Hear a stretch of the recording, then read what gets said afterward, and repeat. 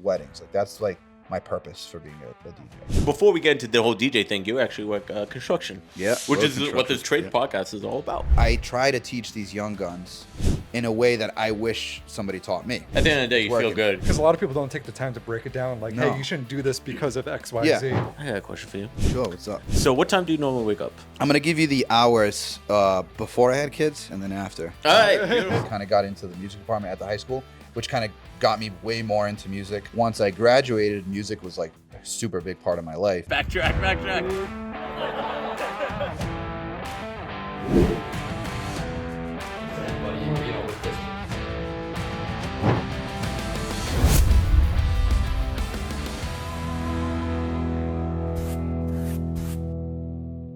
Nothing professional.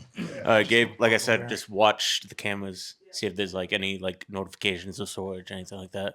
Make sure they're recording. All of them are recording? All right, cool. Are we doing this? We're going for it. Right, hang on, we're even leaving that in there just because we're very professional. We do the sound check on camera. I got my whiskey. What do you got there, dude? You got some Morgan? I got some Captain Screwball. Morgan? Screwball, yeah. Some peanut butter whiskey. Oh, is that what that is? Yeah, but oh, shit. It's a like it's cheap, but it's good. Yeah. You know, like most things in life. Is that what you gave the groomsmen for your? No, I gave the Johnny Walker Blue, bro. Yeah. Come on, top shelf shit. No, dude, I don't know. I remember some peanut butter whiskey in my little. No, that was the gift. Yeah. I got a gift, and I was like, I don't know if these guys, because a lot of my groomsmen didn't like drink. Mm-hmm. I don't think, because Alex is not a big drinker.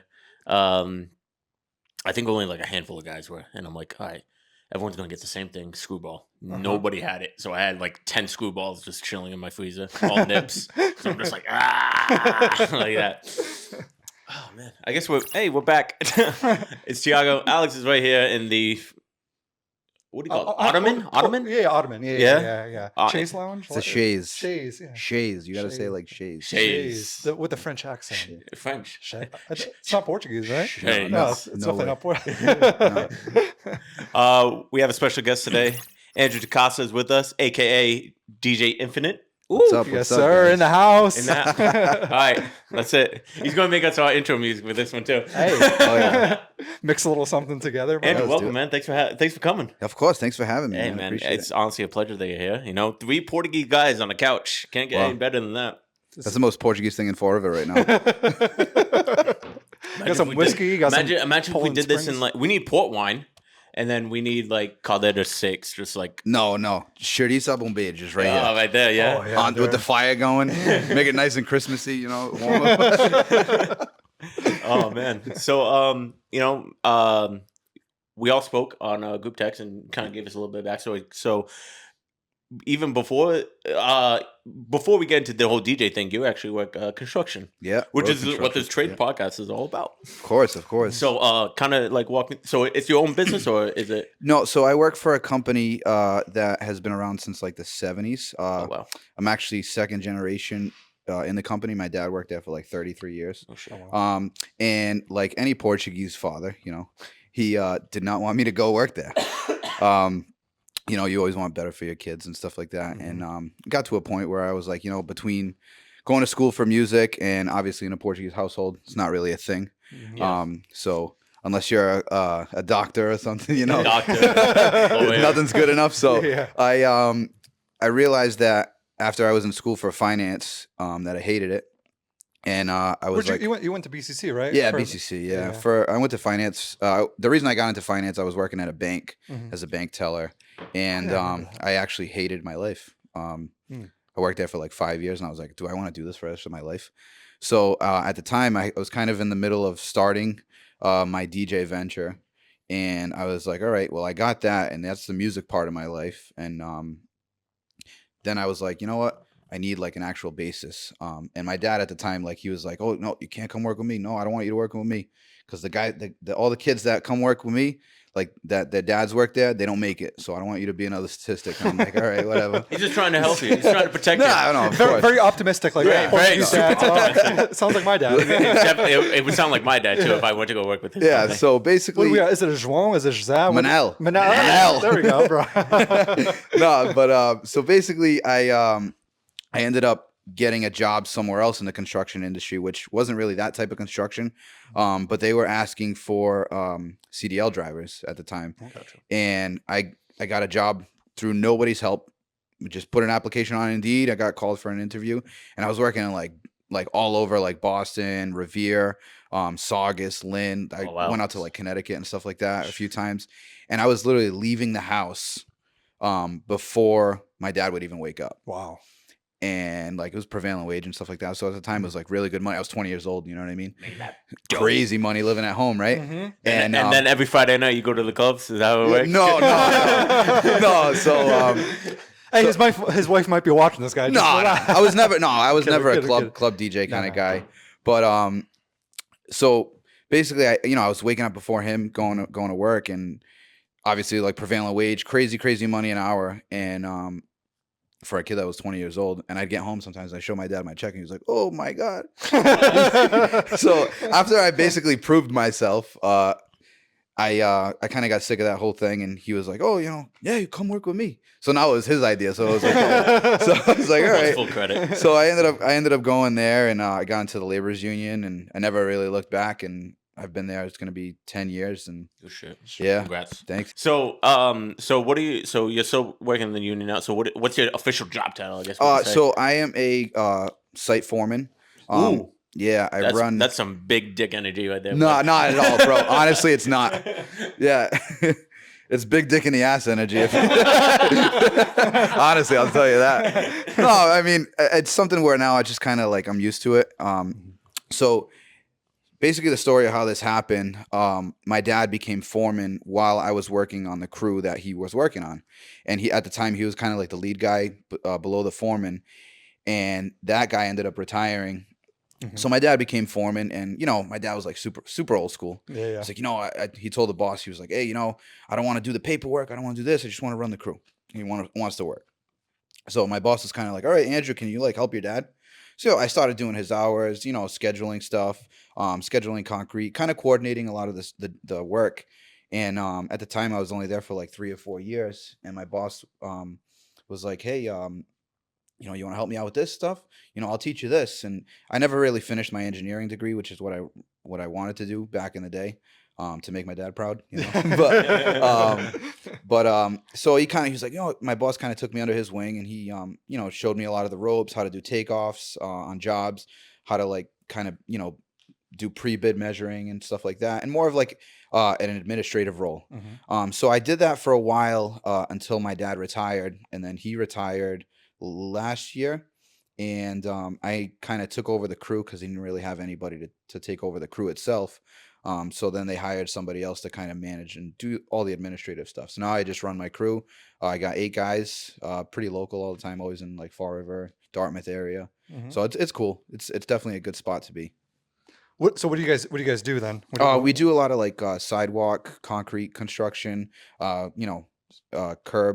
curb setting and asphalt, a little bit of drainage, a little bit of water work, but that's What's the pretty name much of it? What's the name of it? LAL. LAL. Okay. Yeah. All right. Yeah, they're pretty local. Yeah.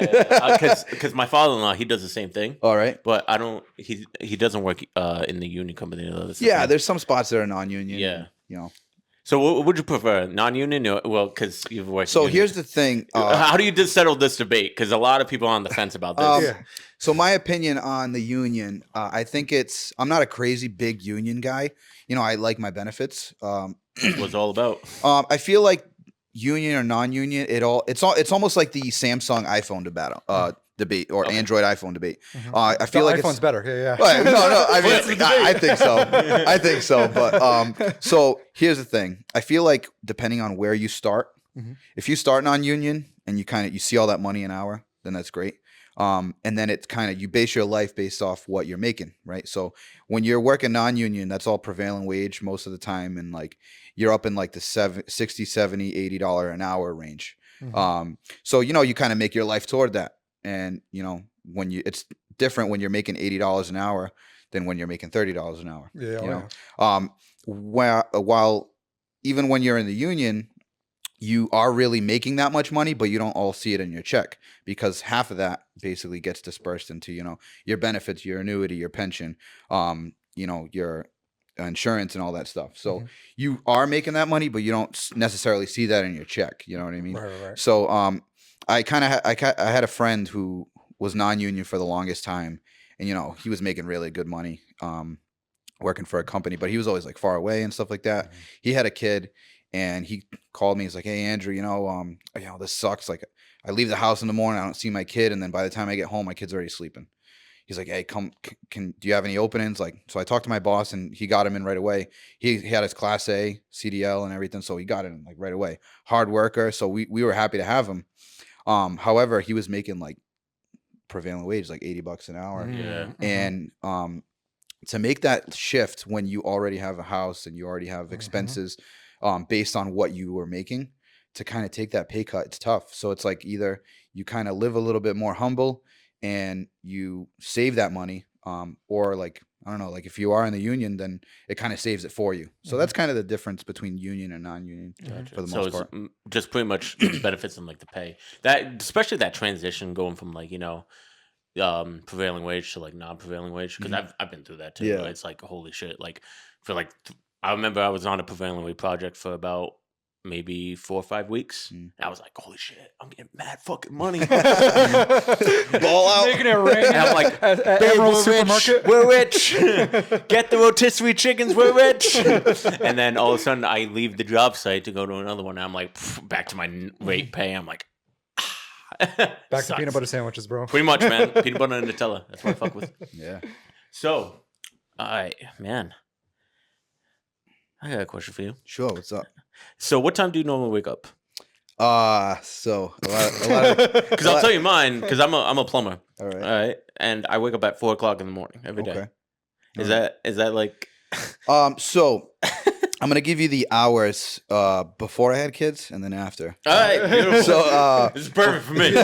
before I had kids, I start at 7 in the city though. So sometimes I work like 10 minutes, 5-10 minutes from my house. Oh, so, that's perfect. I wish. So like I wake up like 5:30, but like it's like a nice chill 5:30. Wake up, have my coffee, check the weather. Sometimes like take a couple phone calls before work, and then I usually leave my house like 6:15, 6:20. I like to get to my job site early. Yep. Even though we don't have to really do anything, but I like to kind of get there like 6:20, 6:30, kind of say, like, hey, mentally prepare myself, Yeah. disconnect myself from like my home life, and like, all right, now it's time to work. Where am I going to put these guys? Like, how am I going to, produce for the day? So basically that's my day. I get there like 6:30, chill, have my coffee. All right, now I have kids. So me and my wife wake up probably like 4:45. She drops off my oldest to get ready for school because my mother-in-law usually brings him to school. Yep. My youngest gets dropped off either at the grandmother's or my parents.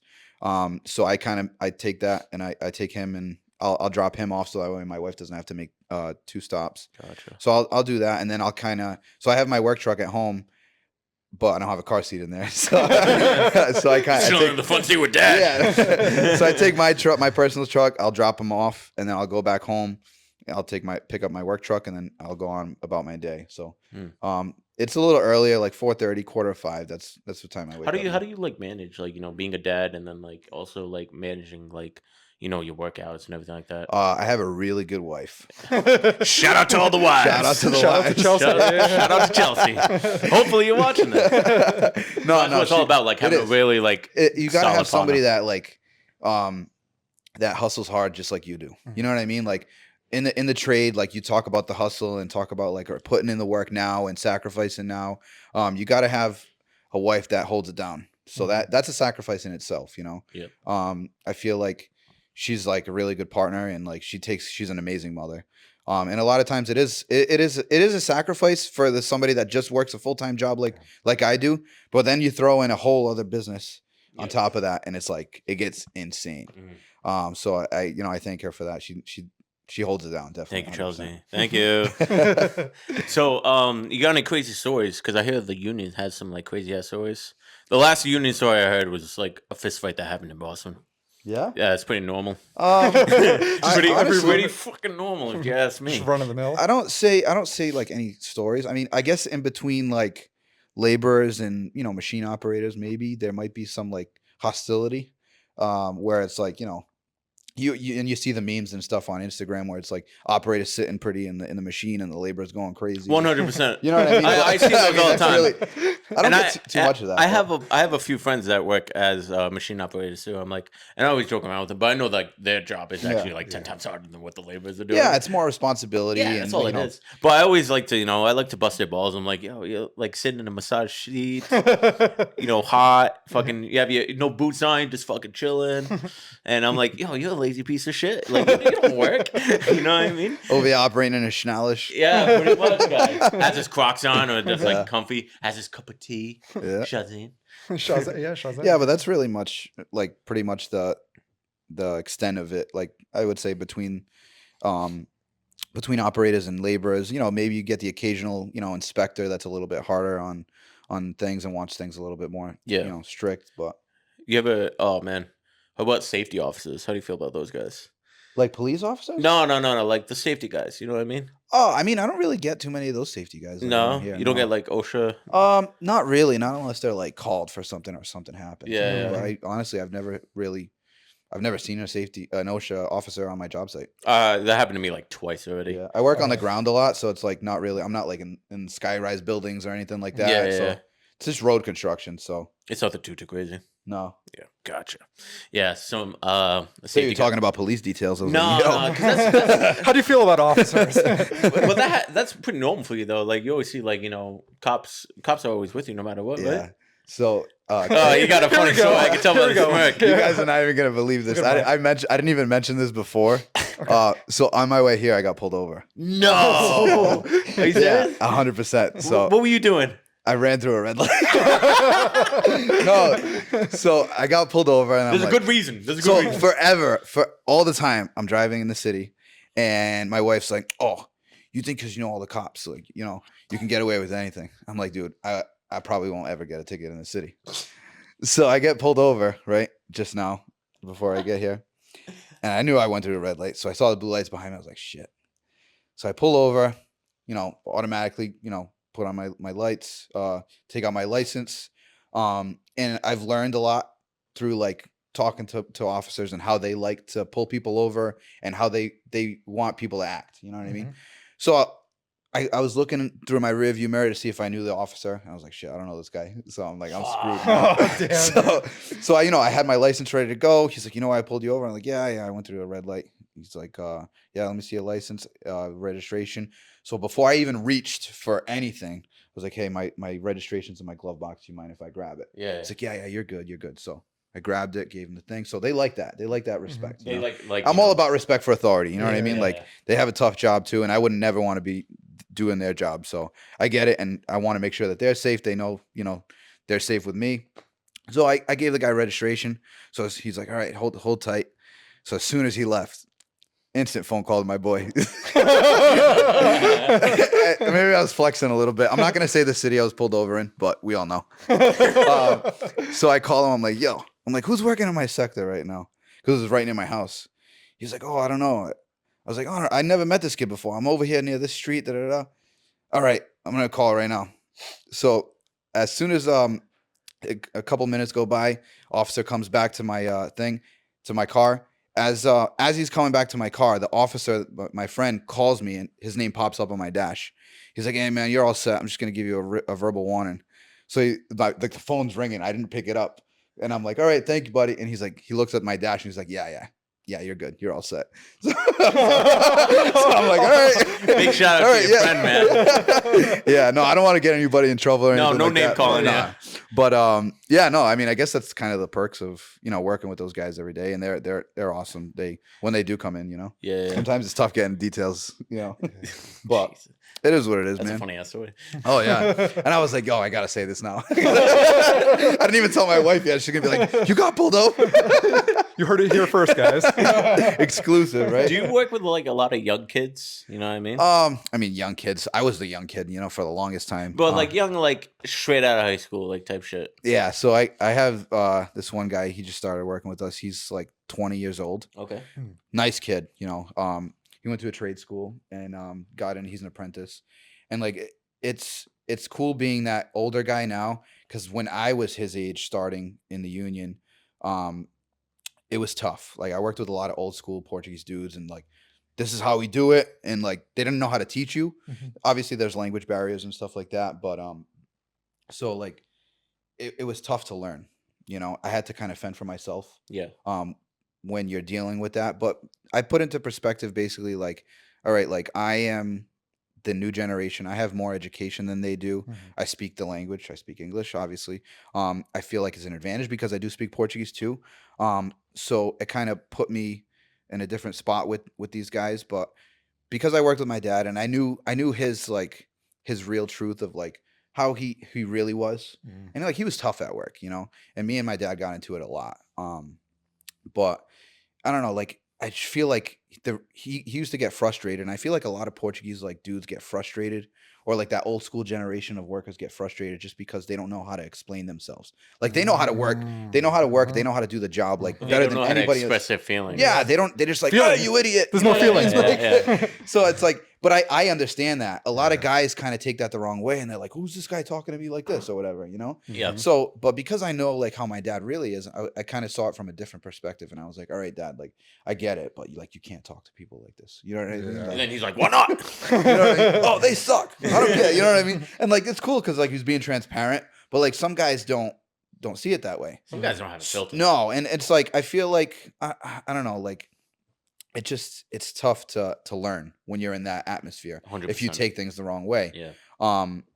So I kind of put myself, now that I went through all that, I tend to try to teach these young guns in a way that I wish somebody taught me.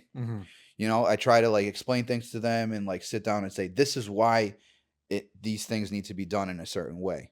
You know, and I try to give them real life examples. Hey, you know, I messed up. I did it this way too, and this happened. This is why things need to be done this way. You know, and they appreciate that for the most part. And, Yeah. you know, and even if they work on other crews, when they come to work with me, they're like, oh, you know, I'm glad you taught me that because nobody ever taught me that. You know, so I kind of feel like At the end of the day, it's you feel working. good. You know, It's what I mean? working. You know, Because a lot of people don't take the time to break it down. Like, No. hey, you shouldn't do this because of X, Y, Yeah. Z. Yeah. and like they're stuck on that mentality where it's like, you don't do this because I told you. Yeah. You know what I mean? This is what It's good how to it's- have like that change of some pace insight. where it's like, yeah, especially Yeah. the insight thing. Because like I remember coming up in plumbing, it's like I worked with a couple guys that they're not old school Portuguese, but they're old school. Yeah. They've been doing plumbing for like 30, 40 years almost.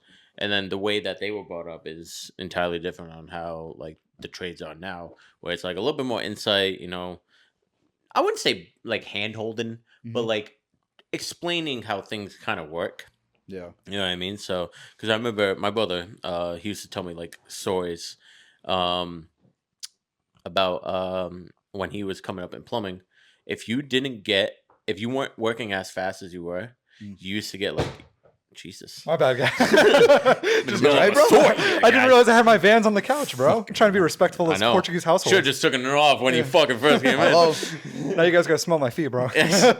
But when he was younger, like first coming in, these older heads would like throw gas fittings. Jesus. And like these would be like big, like straight at his head. You're working too fucking slow. Yak, like Jesus that. Christ. And he's like, and I remember he used to tell me, he's like, he used to get hit so many fucking times, and he'd be working his ass off. You know what I mean? Yeah. So I feel like it's good to have the insight, but you can't. There has to be a line, right? You can't be like when you're working, you can't really be friends. You know what I mean? No, 100%. And that honestly is like, that's one of my downfalls. I'll be honest with you. You know, yeah. It's a Portuguese thing. I feel yeah, like. no, I want everybody to feel comfortable when they're working with me. Yeah. You know, and at the same time, like I understand I'm their boss, so there is that line. It is tough sometimes because I know a lot of the guys, and like I work with that same crew every single day. You know, I'm with those guys more than I am with my own family, so it's like you do create like a little bit of like a family vibe, and it's like, hey, hey, how was your weekend, this and that and everything. Yeah. And sometimes we'll be like, hey, after work we're gonna we'll grab some drinks or whatever, so you do create that friendship. Yeah. It's tough to separate that sometimes, but at the end of the day, if you know, hey, this is nothing personal, this is work, and a lot of the guys that are my friends, they understand that. Yeah. So it's good that they kind of like, hey, you're the boss, do what you got to do, I get it. I try not to be a dick, I try to be fair, and that's how I base my whole thing. I just try to be fair, and at the end of the day, I understand that I have a job to do. So and they know that. Yeah. it's good when it's like that. What was I guess the question is like, what's been the most like, I guess where you felt most accomplished, like one of your best jobs that you've been at, where it's like, holy shit, like I'm actually proud of what me and the guys actually did. You ever had that moment or not really? I have that moment. I don't want to say a lot of times, but like, Was it one that like really stuck out though? You know what I mean? No, not really. so there was like a big job that I did. It was a Mass DOT job. Mm. Like 3 miles of sidewalk, all asphalt sidewalk. And it was on Route 6, so it was like really busy. So we had to come up with like traffic plans and everything like that. And then the job came out beautiful, but it was just there's more besides the actual production and the actual work. It's a lot of prep work and coordination, and it's like everybody needs to know where they're going at all times. You know It's what a I lot mean? behind the scenes stuff. Yeah, a right? lot of behind the scenes, and as long as you go in and you're prepared, um, it makes your day a lot easier. If you show up and you're just like you don't know what's going on and start working and it's unsafe, obviously I'm gonna get shit for that, Yep. Yeah. which I don't want. But and then I start getting pissed off. You know what I mean? But if you show up and you're prepared and like, all right, this is the game plan. All right, guys, you two over here. This is you two over there. This is what we're doing. It makes your day go by a lot easier. Yep. So that happened with this job in Marion. I had to come up with a big traffic plan, 2 lanes of traffic getting pushed over. Ooh. And it was like minute, like down to the last like inch. So basically, I took the road, divided it by 3. I needed 2 travel lanes. It was a 33-foot road, 2 11-foot travel lanes, an 11-foot work zone. So it was kind of like, all right, I had to be like that, or else Yeah. like it would obviously like you need to make sure your guys are safe. You know? Yeah, Yeah, that's right. the number one priority. And then obviously you don't want to impede traffic and inconvenience people because Mhm. obviously people get pissed off when they're driving Especially to the work in zone. Massachusetts. Yeah, they get pissed off. They see the orange cones. They're They're like, they're already fuck." cursing. The hands already going I up. get so pissed. I got pissed today. But Oh, you know, like on 24, we Yeah. have all those like On 140. off of one, yeah, like where they're doing all that new Yeah. bridge construction. There's like cones in the middle of the road. Yeah. Someone hit the cones, Yeah. like the big cones, and they just like now it's all Oh, scattered. Dude, I had a girl one time. So I was working down near City Hall in Fall River, and we were doing like patchwork. Do you know like Old 2nd Street in between like the Webster Bank? It's not even it's a road, but it's not even a drivable road. It's like behind like so it leads to like the Lizzie Borden house. Oh like, yeah, in the clearing, yeah, right? yeah, I know. So I was doing like little patchwork here and there, and these 2 women walked out of like City Hall. I would assume they were like dressed like fancy like business women, right? Lawyers.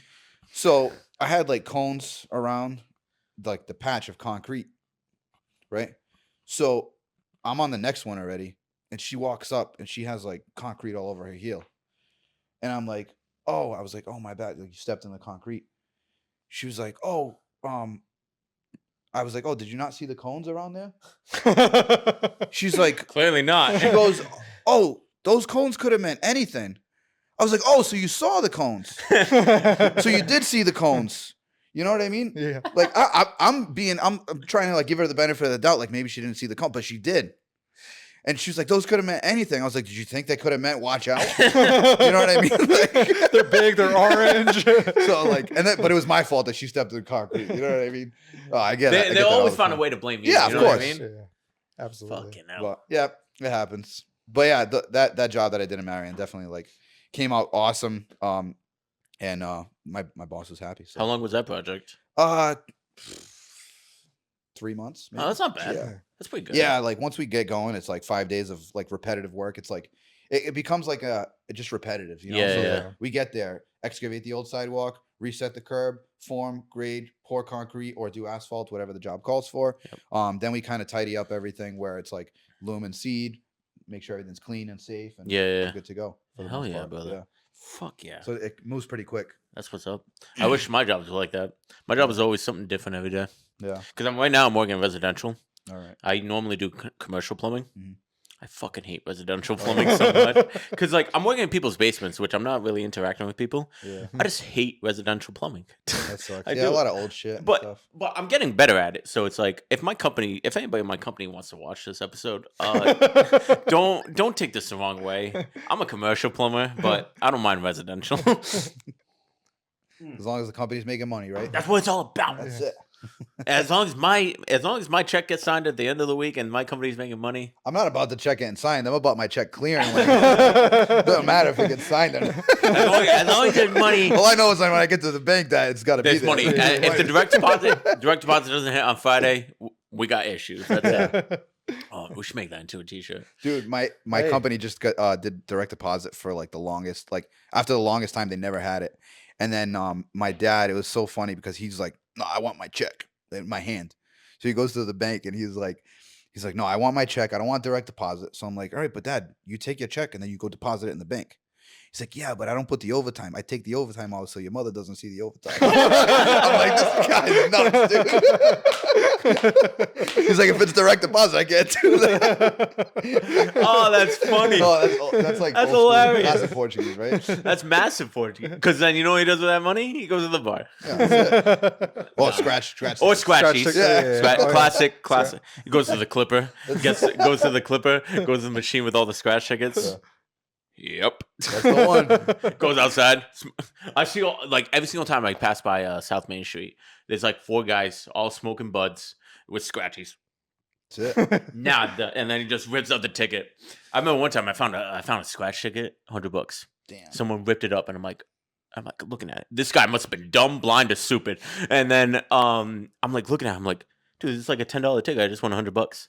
And I'm like, I went to the gas station. Like I went to the nearby gas station. I'm like, can I still redeem this even though it's ripped?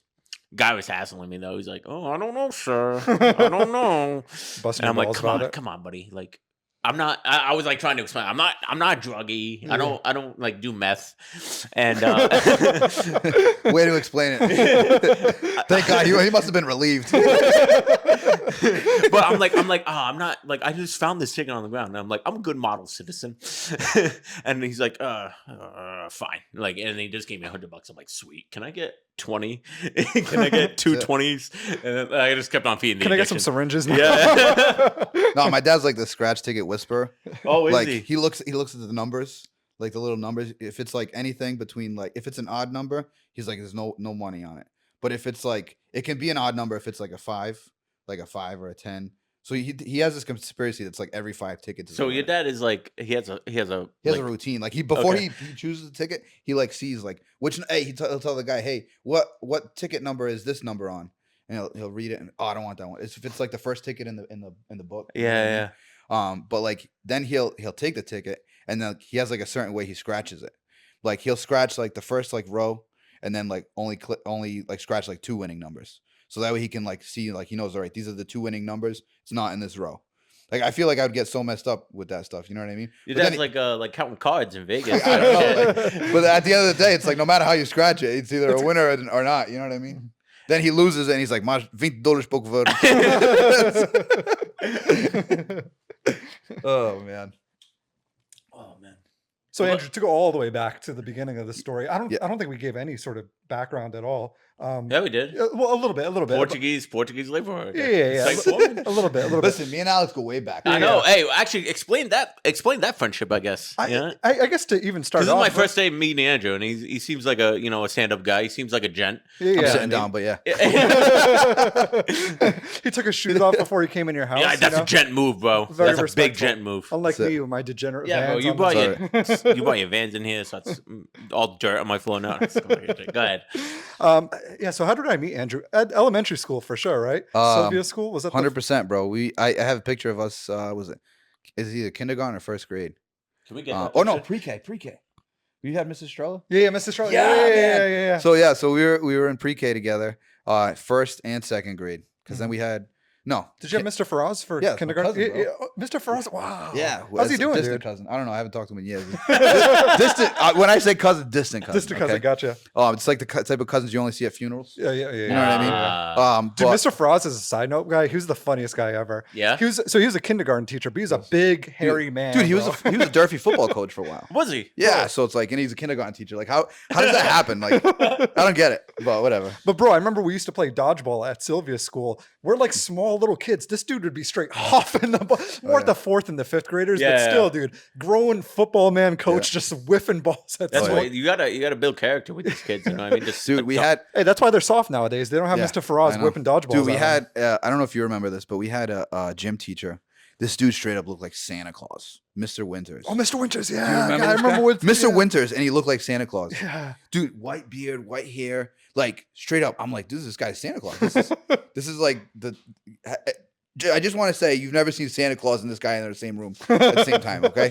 So I don't know. Speaking facts around here. But yeah, so kindergarten, pre-K, kindergarten, first and second grade, right? We have Miss Cabral. Yeah, right? Miss Cabral, yeah. And then Damn, I'm in a lot of You pictures. guys of go way back. Yeah, Yeah. like 4 years, yeah. And then we started playing ball together, right? JP Kids, shout out Kids, shout out JP Kids. Shout out to Those are Jean real ones. Patricio, Jean dude. Patrice, man. That's it. And that is actually how I met my wife. Crazy. Oh. Yeah. So we played ball there since we were like what 6, 7 years old. Yeah. And then Chelsea ended up playing there as well. This was over on the CD Rec over on we're next to Bank City Street. Hall, Bank Street. Bank Oh, Street, the yeah. Bank Street Yeah, Armory over there. Yeah. So we used to play soccer there. And we were kind of like the ones that kind of always like stuck through it. It was all like new kids in and out all the time. But like me, Alex, Chelsea, Frankie. Yeah, Frankie. Frankie used to Yeah, play shout out there. to Frankie, dude. Yeah. We gotta get Frankie on. He's a landscaping guy. Yeah, he's cool. He'd be funny to have. Hell on. yeah. Dude, hey, not even gonna lie.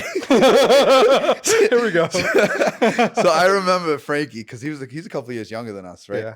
So this kid was he was funny as hell. One distinct memory from Frankie I had from CD Rack soccer. This kid, like he would pretend he was in a music video playing soccer. I'm not kidding. Dude, he'd like run and dribble with the ball.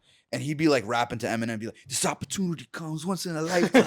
Like, I'm like, this guy thinks he's in a music video. Dude, it was hilarious. Oh, so that's like one distinct memory I have from Frankie. But yeah, so Chelsea started playing there, and I'll never forget. She was good, She's dude. nasty, dude. She's Nasty. very good soccer player. Yeah, dude. So yeah, my wife is. I always say And my a wife's Benfiquista, you know. Yes. Oh, she's you know, Benfica. yeah, you know who this guy Don't is, get me dude? started, bro. Don't say it's sporting. No, don't insult me like that. Are you a Sporting I'm fan? a Portis fan. Yeah. Oh, even worse. Get the fuck out of this house, guy. You fucking kidding me? Listen, I'm not This diehard. dirty. I'm not diehard, okay? I'm not diehard, all right? I like Dirty, food. this dirty motherfucker wants to come inside my house. I took off my shoes, okay? No, but No, it's all good because my wife's a Sporting fan. So Oh, Yeah, is she that's guy? Ape, I didn't know that. yeah, dude. but she's a Sporting fan. So yeah. yeah, so basically she showed up in a Benfica jersey and I was like, "Oh my god, like she's beautiful." This is At 7 years heaven old. made. At 7 years old, I was like, "Oh my god," right? So I went up to her, right?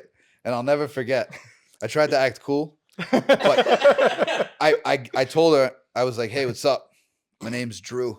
Nobody calls me Drew. Nobody.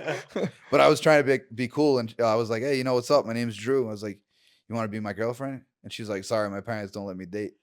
Dude, as I'm in a Puerto jersey and she's in a Benfica jersey, I'm like, "Yo, this is not starting out good." You know what I mean? Like, but so I never gave up, obviously, you know. And after like forever, we kind of. He had like the JP kids wear like the select team with the Portugal jerseys, right? Yeah. So I did that for a little bit with them, and then I actually went back, me and Chelsea, because we were like really good friends at the time. I'm talking like 15, 16 years old, and we would go back and kind of help JP, you know, coach the kids. JP. Jean Patricio. Oh, my Patrice. bad. Yeah, Sorry. yeah. I know a JP. That's Yeah. So This is the JP. Sorry. JP kids, man.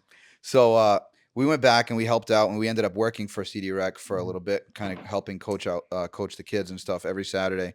So I would see Chelsea like once a week, and I was like, I kind of never gave up. I was like, "Hey, you know, let's go out sometime. You know, I know we're friends," and she was always like, "You know, we're friends, so I don't want to ruin that." you know? Yeah. Oh, she friend zoned you a little She bit. friend zoned Yeah, you hard, she huh? did. She did. It's because he wore the Poot jersey when he Yeah, had Yeah, it. that too, and I was kind of a shithead. You know, I was 15. You know, I was just kind of Young and reckless. right, young and reckless, man. I didn't want to go to school. You know, I was one of those kids. You know, Oh yeah. I was one of those kids. I wouldn't tell my mom if it was a half day. I just wouldn't show up at home until 3:30. I would be like, "All right, from 11 to 3:30, what can I do? What trouble can I get Right. into? Whose whose car am I going? And, you know, where are we Gabe, going? What don't party?" do that. Don't do that, Gabriel. No, but What high school did you go to, by the way? Somerset High. You went Somerset. Okay. Somerset Berkeley? No, the OG Somerset High. Oh, the OG Somerset. So my class was the last class that graduated before they changed the name. Yep. And then like 4 years later, they actually got the new building. Mm. And changed. Now it's Somerset Berkeley, but I was like the OG Somerset High School. Do you feel like proud after that? Yeah, I think it's cool. You know, it's a cool little accolade, I guess. You know. Hell yeah. But yeah, I went there, and my mom didn't want me to go to Durfee. So they like fought like hell to like try to buy a house in Somerset because I was actually gonna go to Conley. Oh. R.I.P. You know, but no, but I was gonna go to Conley, and at the time, like 8th grade, my parents ended up buying the house in Somerset, so I went there. And my mom was relieved, you know. But the kids in Somerset could afford better drugs than a Durfee. So whatever. That is the not that I was a drug connoisseur, but, but you know, you knew. My mom was relieved, but she didn't know that. You know? The reality of the situation. I'm not even gonna lie. Like, you know, you get the best drugs from the Swansea and Somerset kids. So, Oh, yeah, I don't know. let's just be real. I don't know. I wouldn't know. But. I'm not a drug head. You know, I don't do meth. But Guilty conscience. You know, so let's circle back. You know, so the reason you do construction is obviously like, you know, you enjoy it. Of course. Yeah, it right? puts money, it puts food you on know, the table. Yeah. But it kind of helps you with your DJ career. Did that kind of help you like start your DJ career? Like kind of help finance it, and then it kind of went from there? So here's what happened. Walk me through the whole DJ my love career. for music goes back way farther than when I wanted to work construction, because nobody grows up and dreams to work construction. But, it was kind of like, all right, this is a close second to what I want to do, and I can still do my music. I grew up, you know, always loving music, playing, you know, guitar, bass, drums, whatever. Super into music, and then I wanted to go to school for music education, but obviously that's not okay in a Portuguese household. No, definitely not okay. But you're gonna be a teacher, you're gonna lose your job, right? So then I was like, all right, let me do like music production and kind of, you know, do like the whole recording side of things. And then I thought to myself, I'm like, all right, well, I live in Fall River. Like, if I want to make it big, I got to move somewhere where like, you know, the entertainment industry or like music is like big. So like LA, New York, whatever. Around here, like I'll only be doing music for Mark Dennis. You know what I mean? nothing wrong with that, by the way. No, but you know what I mean? Like there's only so much you can do. Yeah. Superman. I actually had an internship at Radio Voz de Imigrante back in the day. No way, yeah? Yeah, like way back in the day. With good old Frankie Batista. Hey, Batista. Yeah, dude. so I never got. My goal was to kind of get in the door there and then like get on the radio and everything like that, but never really got into that. But I never gave up on the music dream. So, I always told my parents like, hey, you know, I wanted to like DJ and this and that, and they were like, oh yeah, you want to do that today, and then tomorrow you don't want to do that no more. Yo, my parents did the same thing. Yeah. Because I went through multiple career changes. Yeah, and this is, what is it? I was a chef. And then, I was a chef, finished carpenter. I said, fuck finished carpentry, fuck carpentry in general. And I'm like, all right, I'll do plumbing. Now I'm doing podcasts and media stuff. that's it. So it's like, I kind of found my niche nowadays. So it's like, yeah. But I didn't mean to interrupt. Please continue. No. Life is long, you got to explore. The whiskey's hitting, boys. I'm just being real. This is not sponsored by Screwball. No. Yeah, we should probably take this bottle away. These fucks won't give me a sponsorship.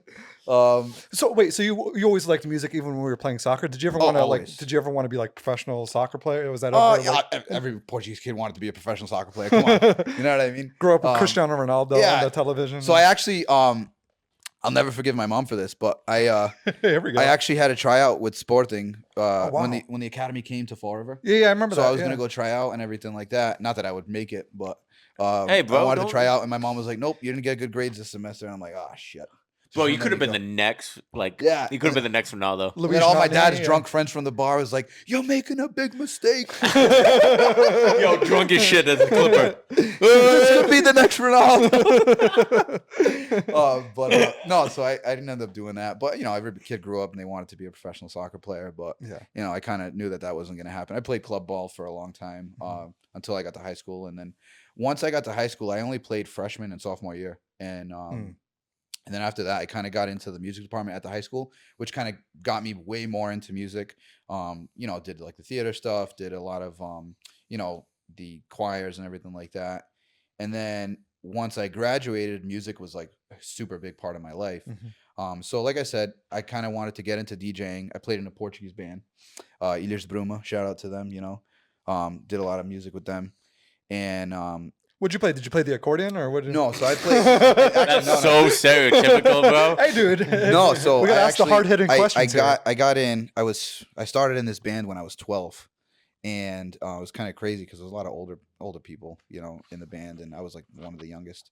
And I was playing bass guitar for them. Wow. Learned all their music kind of by ear, and then I picked up guitar with them. I played viola da terra, which is kind of like the 12-string like Portuguese guitar. Played that for a little bit, and then I don't know. I kind of did some singing with them too. So I was like super involved with the music part of that too. So that kind of was a continuation of my love for music, and then I want to say once I started dating Chelsea when we were like 16, 17, I kind of let go of the band. Yeah, I was gonna say, how did that happen? How did it go from friend zone to? Because there's a lot of guys out there, yeah, a lot of guys out there in the friend zone right now that want to know how to Yeah. navigate that a little bit. So I told her, I'm like, listen, like, she was always like, I'm so scared because we're friends, and I don't want to lose that friendship if things don't go right. And I'm like, dude, like, I told her straight up, and I was like, listen, like, your significant other should be your best friend. You know what I mean? Like, we're 100%. already best friends. That's a good move right there. Shout out to my wife. That's Hell good. That's a good yeah. move. No, that's how I got it. No, but then we talked for a few months, and then I told her, I'm like, listen, like, I'm done with the BS. I don't want to be, I don't want to be that crazy kid in high school. Not that I was crazy, but like, it was always about the boys and hanging out with my friends and everything like that. I didn't want to be in school. And I told her, I was like, listen, like, I want to do good, and I want to be, I want to be a better guy. So I said, I need your help to do that. So she gave me a chance, and we talked for a little bit, and then we talked on the phone a lot because at the time I had a cell phone, but I didn't have texting. Remember those days? Yeah. So it was funny when I was in school and I was actually talking to Chelsea. I would ask my friends to use their sidekicks to text Chelsea. Oh, sidekicks, dude! What a Dude, throwback, yeah, bro. so- Those are good phones. So it was actually kind of Never had funny. one. It was actually kind of funny. I would text, like, I'd be like, hey, I want to text my girl. Like, can I borrow your phone? And they're like, yeah. So I text them, and she was in school. Like, she actually studied and like was a good student. So, and so basically, by the time she texted back, she'd be like, oh, what's up? And they'd respond back and be like, hey, Andrew's not with me anymore. This is a different period. So, but yeah, so back in those days, I would talk to her on the phone a lot. And it was Thanksgiving 2009. And I told her, I was like, hey, like, we've been talking for a while. Like, what would you say, like, if, like, I asked you to be my girlfriend? And she was like, maybe I'd say yes. I'm like, all right, cool. So we were going to Durfee Homecoming the day after Thanksgiving. So she was already my date and stuff like that. But we went as, like, official, like, boyfriend, girlfriend, That was big Hey, back in the day, bro. guy. That was Hey, big. Paul. That was big back Yeah, in the that's a day. big move like right there. Going to homecoming and then like going in with like your girlfriend or boyfriend or Yeah, whatever. yeah. It was That's cool. that's big story news right there, brother. Bro, especially to go from friend zone to then do all those suave little maneuvers he did to get Yeah. himself there, bro. Like, that's a real underdog story right It there, is, dude. yeah, We no. got to clap that up. That's it. Hopefully Paramount picks it up and we got a movie. No, but yeah, no. I mean, we've had our ups and downs and stuff like that, and it's life, man.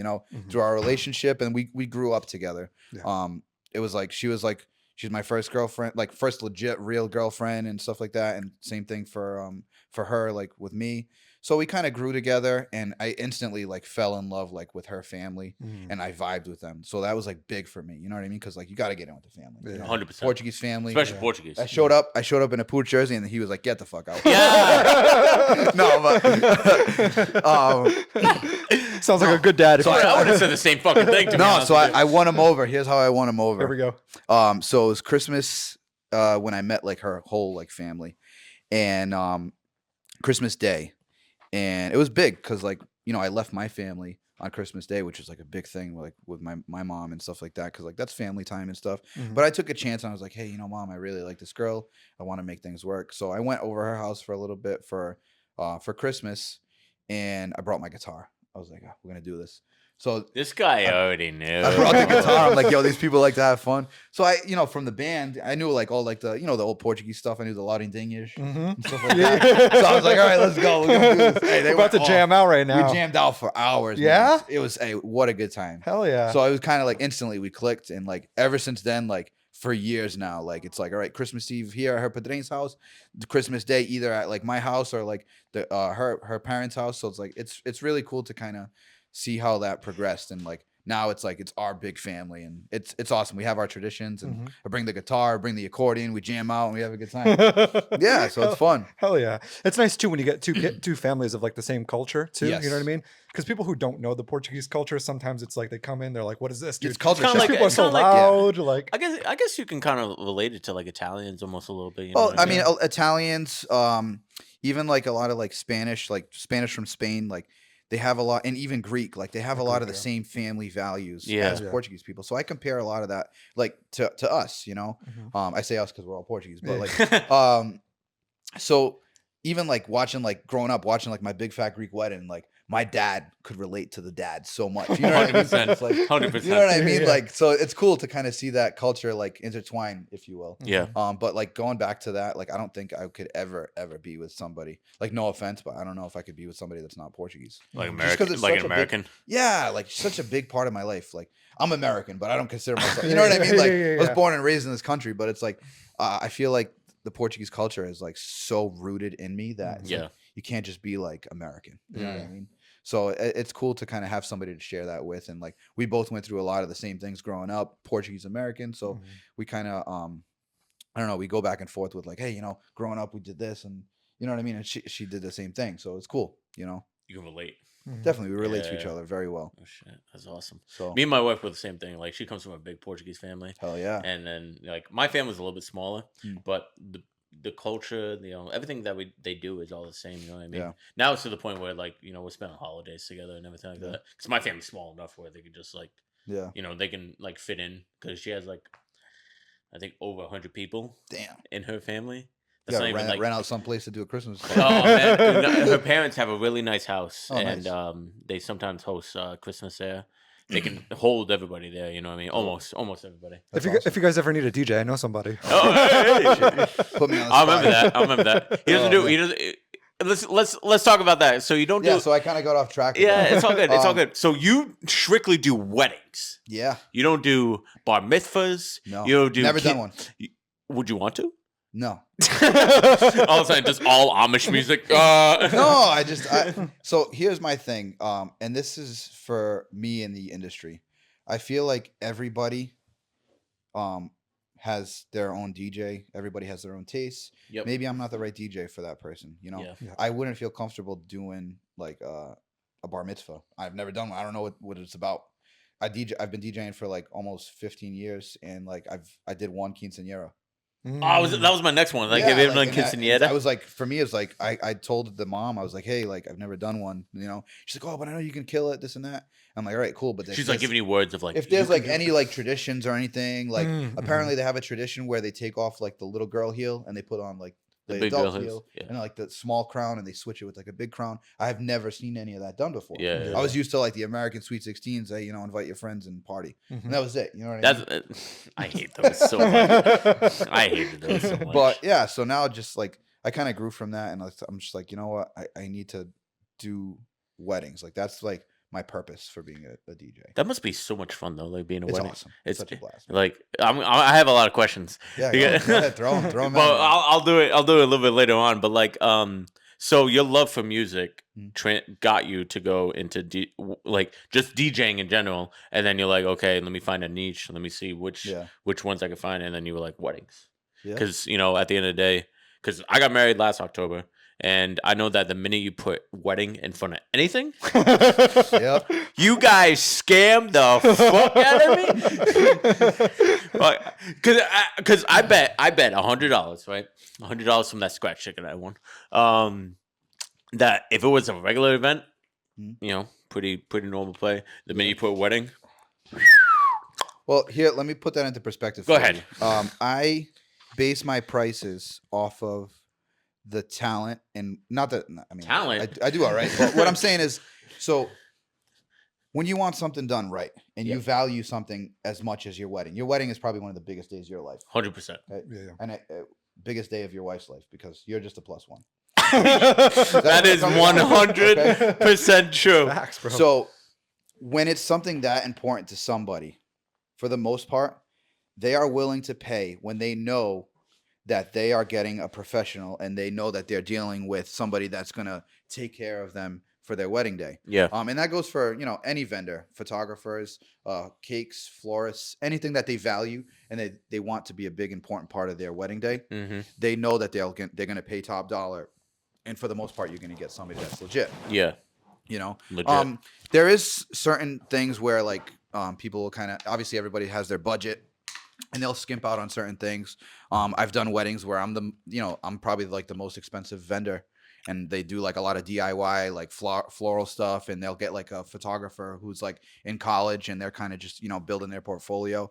And you see the difference, you know what I mean? Oh, 100%. You see potential in a lot of those younger, inexperienced vendors, but you do see the difference when you're working like the real deal, like wedding vendors, you know what I mean? And I've worked with wedding vendors and at venues where I'm like, damn, like this is legit. And like they know what they're doing. You know It's what funny I how mean? you use that word legit. Yeah. You know? Too legit. It's too legit. Good word. It's a good word. No, but you see a difference. And like I said, people, if they value what you do and they know they're gonna get a good product out of you, they'll pay.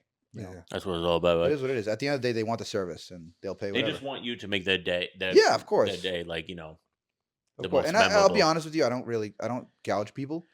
Because it's not my full-time thing, I can kind of give people a deal here and there. Yeah. And I feel like I'm pretty mediocrely priced for what I do, you know. Some people tell me, "Hey, you know, you're so cheap." Other people will be like, "Damn, you charge that much money?" So Yeah. it's like it's all about the clients that you cater to. Yeah. You know what I mean? So if I DJ weddings in Fall River at like McGovern's or something, they're gonna be like, "All right, you're wicked expensive." But then if I DJ at like Belmare in Newport, they're gonna be like, "Damn, you're only that much?" I got quoted 10 grand. I'm like, "Damn, 10 I grand. gotta charge that. I gotta charge some more money." Yeah, bro, we gotta stop podcasting. I don't know what the fuck we're doing over here, bro. Yeah, I gotta become a DJ now. yeah, it's a lot of hard work, man. Nah, I believe it. I If you believe want to it. do it right, you know.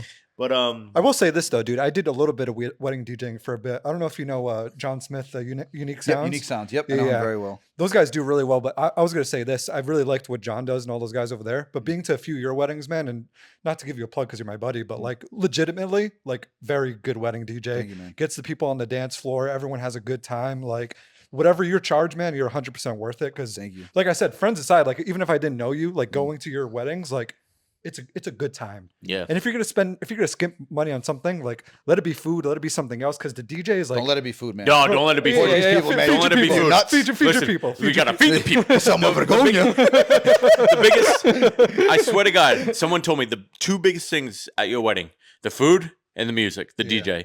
That Well, that's what I was gonna say, right? Because it's like it's the entertainment. It's how you remember the night, right? Yeah, bro. If the DJ or whatever the entertainment sucks, you're just like, well, what am I? I have a stomach full of food, but it's just this is now bullshit. I gotta let it all go. Yeah. No, you want to have a good time. A lot of people like to let loose. A lot of like young parents use that as like, hey, you know, parents' night out, dropping the kid off, and we're gonna have a good time tonight. You know what I mean? So Yeah, throw some drinks down, So yeah. those are the times where like you see a lot of people have a good time. You know, Yeah. they're genuinely happy for the couple. A lot of wedding parties like hype up the bride and groom, which is awesome. So they're like the party people. You know, they help bring the party, and they're there to have a good time. You know that like if you get invited to be like a bridesmaid or a groomsman, you're in it for the long haul. Like you're Yeah. gonna be there all night. You're not gonna eat. And you're not gonna chew and screw. You know what I mean? Yeah. Right. So like those people, like if you have a really fun wedding party, you know the wedding's gonna be a blast. Mhm. You know, but yeah, I love doing what I do and giving people that experience, because growing up, that's what I loved was going to weddings and like, you know, what was the DJ doing? Yeah, I was gonna say, how did you get? So you did like music in high school. How did you actually start your first DJing gig? Like, Do you 'cause- remember your first DJing gig? Of course, yeah, 100%. Uh, So my first DJing gig, I didn't start DJing like just right off the rip. Mhm. So I got hooked up with a friend of mine who went to Diamond, Brian Paiva. Good friend Oh of yeah, I mine. remember Brian Paiva. So he was DJing for a while, and he actually DJ'd Chelsea's graduation party, Okay. high school graduation. And I kind of got into it with him, and I was like, hey man, you know, if you ever need anybody, like I'll help you out.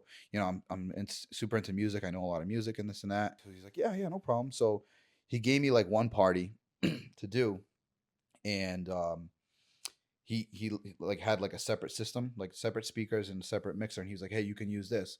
And like, you know, he took his cut and everything like that, which it was understandable. Mhm. He charged his price. I went there to just do the party, and he gave me my cut, and we were good to go. But like after that, after I did a few parties like that, and he was like, he would get phone calls from people and be like, hey, can you have Andrew DJ the party? And he was like, oh, okay, yeah. So then I kind of became like that, like go-to guy for him. Yeah. People were like calling him and requesting me. Oh wow. And that was kind of weird because I didn't want to like overstep on him.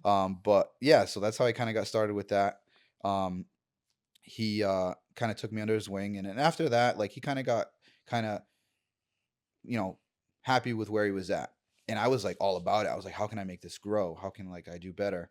And I was like telling him, I'm like, hey, you know, you got to get into like uplighting and special effects and this and that. Like I want to start doing weddings. And he was like, oh, bro, like I'm good. Like, so then after that, I kind of saw like he didn't really want to like get too crazy with it. He was also like blue collar, has this trade. You guys should get him on. He's cool. He has a cool story What's too. his name? Brian Piven. Brian Piven. What does he do nowadays for work? Honestly, I think he's a CEO now. Okay. But I think he teaches inmates like about carpentry. Oh wow. I could be wrong, but I think that's what he does now. He did like a lot of carpentry. He was like his own contractor for a while, and then he did like maintenance for a funeral home, like doing all this stuff for them. And then I think now he's doing that, which is kind of cool. Yeah. But he's definitely in like the carpentry trade. Definitely like a, you know, roll up the sleeves kind of guy and does that stuff. Hell yeah. So he kind of from that he kind of left the DJing, and I just kept going with it. So we kind of had a little falling out, but like. Because you were bit by the bug, you loved music. Yeah, man. So I was like, this is how I got my foot in the door. So like, I kind of wanted to keep going with it. So then I started Infinite Entertainment Group with another friend of mine, who after a few short months, like he didn't want to do it anymore. So I was like, all right, cool, but I got to keep going. So I ended up investing a little bit more. We already had like weddings booked, so I'm like, dude, I gotta invest some more. So I ended up, you know, buying some stuff, and I got through those first few weddings with what I had, kind of borrowing some stuff from friends too, and I just kept building as I was going, slowly buying things and slowly building, and just getting my name out there, you know. Yeah. And then kind of, you know, we had Facebook back then. Instagram wasn't super big, but then once like Instagram started getting a little bit more mainstream with a lot of people using it, I was like, dude, like I gotta like hop on this and like market myself this way. To this day, I don't have a website. Like Instagram is probably 90% of my bookings. Wow. So like that's how I use that platform, just like because you see it, like a lot of people they'll go on there and they'll post like tips and videos and how to's and like, you know what I mean. So I kind of clicked in my head, and I was like, all right, I guarantee you a bunch of brides are going on Instagram looking for vendors, looking for florists, looking for DJs. So I'm like, all right, how can I market myself in a way where these brides are going to be like, hey, I want this DJ, just by seeing a video. Right. Yeah. Because I mean, word of mouth is like a super big help, but when you have video proof of something, it's like, wow, that party's awesome. I want that guy. Yeah. You know what I mean? And I kind of cater my content in a way to answer people's questions. You know, I used to get questions all the time, like, hey, you know, when you meet with couples for a wedding, it is kind of like an interview, but like they always ask like, hey, you know, how do you mix your music? Do you how are you on the microphone? Like, can you control a crowd? So I'm like, yeah, I can control it. And like, I mean, they can take my word for it. But then I was thinking, I'm like, how about I do a video of me doing introductions, so that way people can already see like, hey, this guy's legit. Like he can actually like, he can do introductions. He's good on the mic. You know what I mean? He doesn't get nervous on the mic. So I kind of started plugging that into my Instagram, and it just started growing. And it was like, all right, how can I do a 30-second mix with 3 different genres of music to kind of cover every demographic of guests? So I did a little mix, recorded it. I got my camera. I do my own social media stuff. And I'm like, all right, like post this stuff. My assistant will record me, do a little, you know, quick 45-second little mix. All right, boom. This is how I can combine like this genre of music with that genre of music, keep the dance floor going. You know what I mean? So I'll do like one with like Portuguese and hip hop. People will be like, oh shit, like George Fleta with Montel Jordan? Damn, I like that shit. You know what I mean? So like it's fire. cool. Yeah, definitely. So I try to get creative with my music and how I post on Instagram to kind of market to my clients. That's what I mostly use it for. Yeah. So yeah. So Instagram's a big thing then. Hell yeah. Are you solely just Instagram, or are you on other platforms? Instagram and Facebook. You know, Gotcha. I have it like linked, so like if I post on Instagram, it'll You like post share on it. Facebook too. Yeah. So for the most part, that I had TikTok for a little bit, but it was kind of like bugging out when you post like music and stuff. Like, Yeah. The it's kinda copyright tough. and stuff. Yeah. So mostly Instagram. Like I don't know. I'm kind of I don't want to say I'm obsessed. I mean, my wife would probably tell you different, but like, can you get off the fucking phone, please? Is that an issue at all? I mean, this is probably too granular of a question, but is there any copyright issues when you're putting music on like social media or anything? So I noticed that when it's live, like live audio feed, Hmm. that it doesn't really pick it up. But like sometimes, like um, if I try to like post like an actual recording of me playing music, Hmm. um, sometimes it gets flagged. Mm.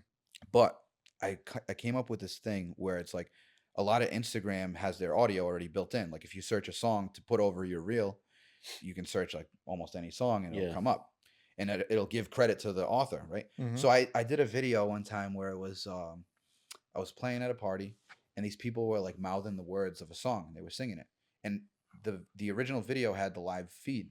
So I said, oh, I'm gonna take that. I'm gonna search the song on Instagram and cut out the feed from the video and just play that over it, and I timed it perfectly. So like I was like reading their lips as like Chris Brown was singing his song, you know what I mean? So it came out perfect. So the audio quality was way better, and Yeah. it looked like they were singing it. You know what I mean? Damn, Right in that's time. awesome. Do a Yeah. little magic trick. Yeah, no, so definitely, yeah.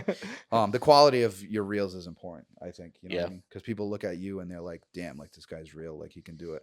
I've actually gotten, I got a wedding that I'm doing next year. This bride's from New York City, and they're like pretty upscale. Like the groom like has like his like he has like this crazy fancy French restaurant. He's like a gourmet chef. Oh, Oh. Yeah, and wow. he was on I think he was on like the Bobby Flay show. Oh, no Damn. shit. Yeah, Holy so they found me.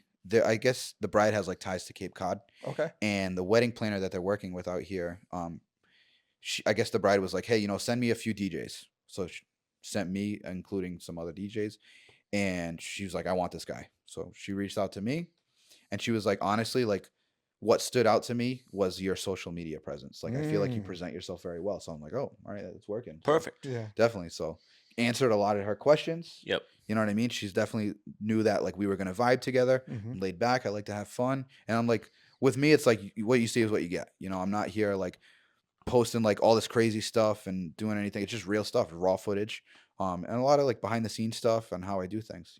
Try to educate people.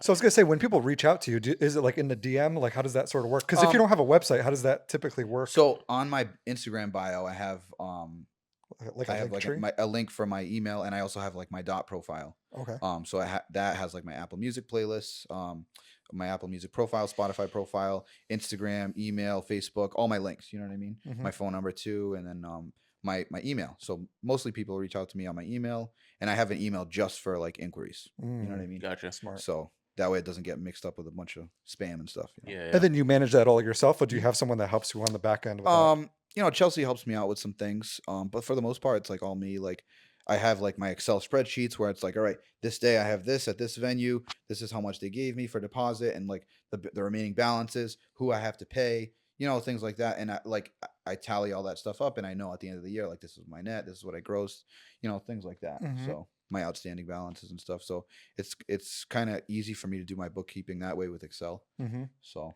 We talk to a lot of guys in the trades, and especially around social media. And I think a lot of people still have that old mindset that they need a website to kind of do a lot of these things. yeah. It's nice to hear that you're strictly using pretty much Facebook and Instagram, and then you have it connected to your email and your phone, and you do pretty much all your business through that. Yeah, You I know, mean, I for think the that's a most part. huge message for people out there, even in the trades, where it's like, dude, you don't need a website or to pay people a bunch of money. Yeah.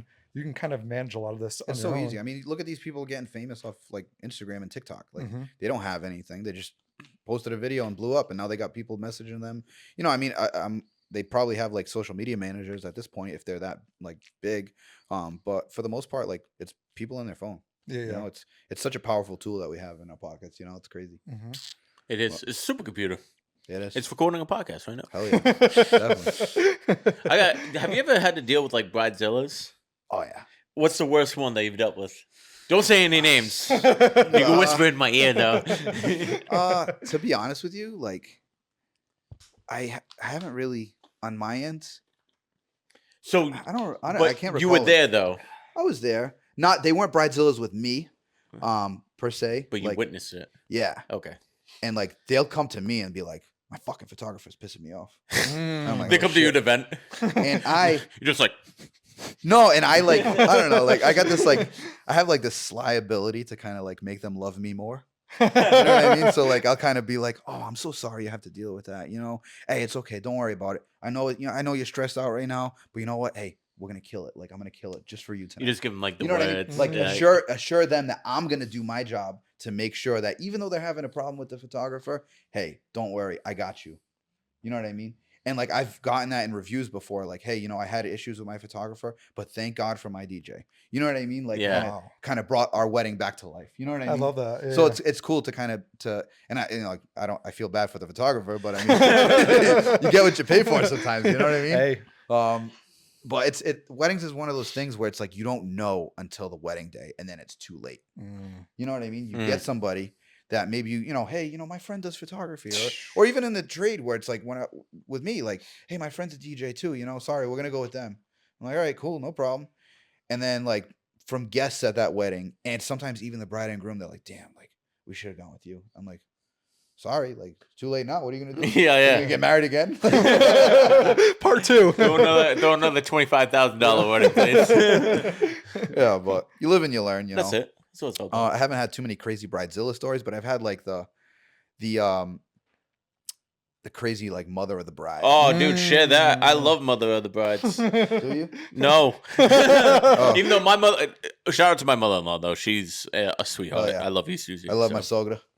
So good. No, but I've had like some crazy like mother of the bride stories where Can't like wait for this. they come up to me and like they're like, I don't know, like like mid 50s, 60s maybe, and they're like she has like her girlfriends there, and they're like, we want to listen to AC/DC, and I'm like, all right, well, that was on the bride's like do not playlist. And she was like, well, I'm the mother of the bride. I'm like, that's cool. This is not your wedding though. You know what I mean? Like, do you say it just like that? No, like sometimes I'm like, listen, like, hey, I'm sorry, but this is, and she's like, okay. And like other times they'll be like, oh, it's okay, I'm gonna talk to her. I'm like, all right, well, I know whose wedding this is, who's paying for it. You know what I mean? So, and I don't get involved with that stuff. I'm like, that's between you and your mom. That's some family bullshit. I've dealt with people where I know for a fact that the bride's parents are paying for the wedding, because like they'll be like, I'll meet with them about like songs, and then the groom is like super like laid back, and he's just like whatever we want to do, and then the bride will be like, well, my mom says that we should do this song for our entrance, and then my mom says we should do this, and I'm like, bro, like, is your mom getting married? And she's like, oh, well, no, she's paying, and I'm like, I understand she's paying, but if they offer to pay, it's still your wedding. Yeah. Like they should like humble themselves enough to be like, hey, I'm paying for my daughter, but hey, you make the decisions at your wedding. Yeah. This is like our gift to you. Right. Don't like pay and then hold it against them and be like, I'm paying, so I'm making the decision. Like, that's not cool. Yeah, Fuck that. So, but that happens sometimes. You deal with a lot of people. Yeah. People. Oh, what's the craziest thing you've seen at a wedding? Bro, don't even get me started. The most craziest. God. Should Gabe leave the room? No. All right. So I'm not gonna say names. No, we don't name drop on this podcast. Not anymore.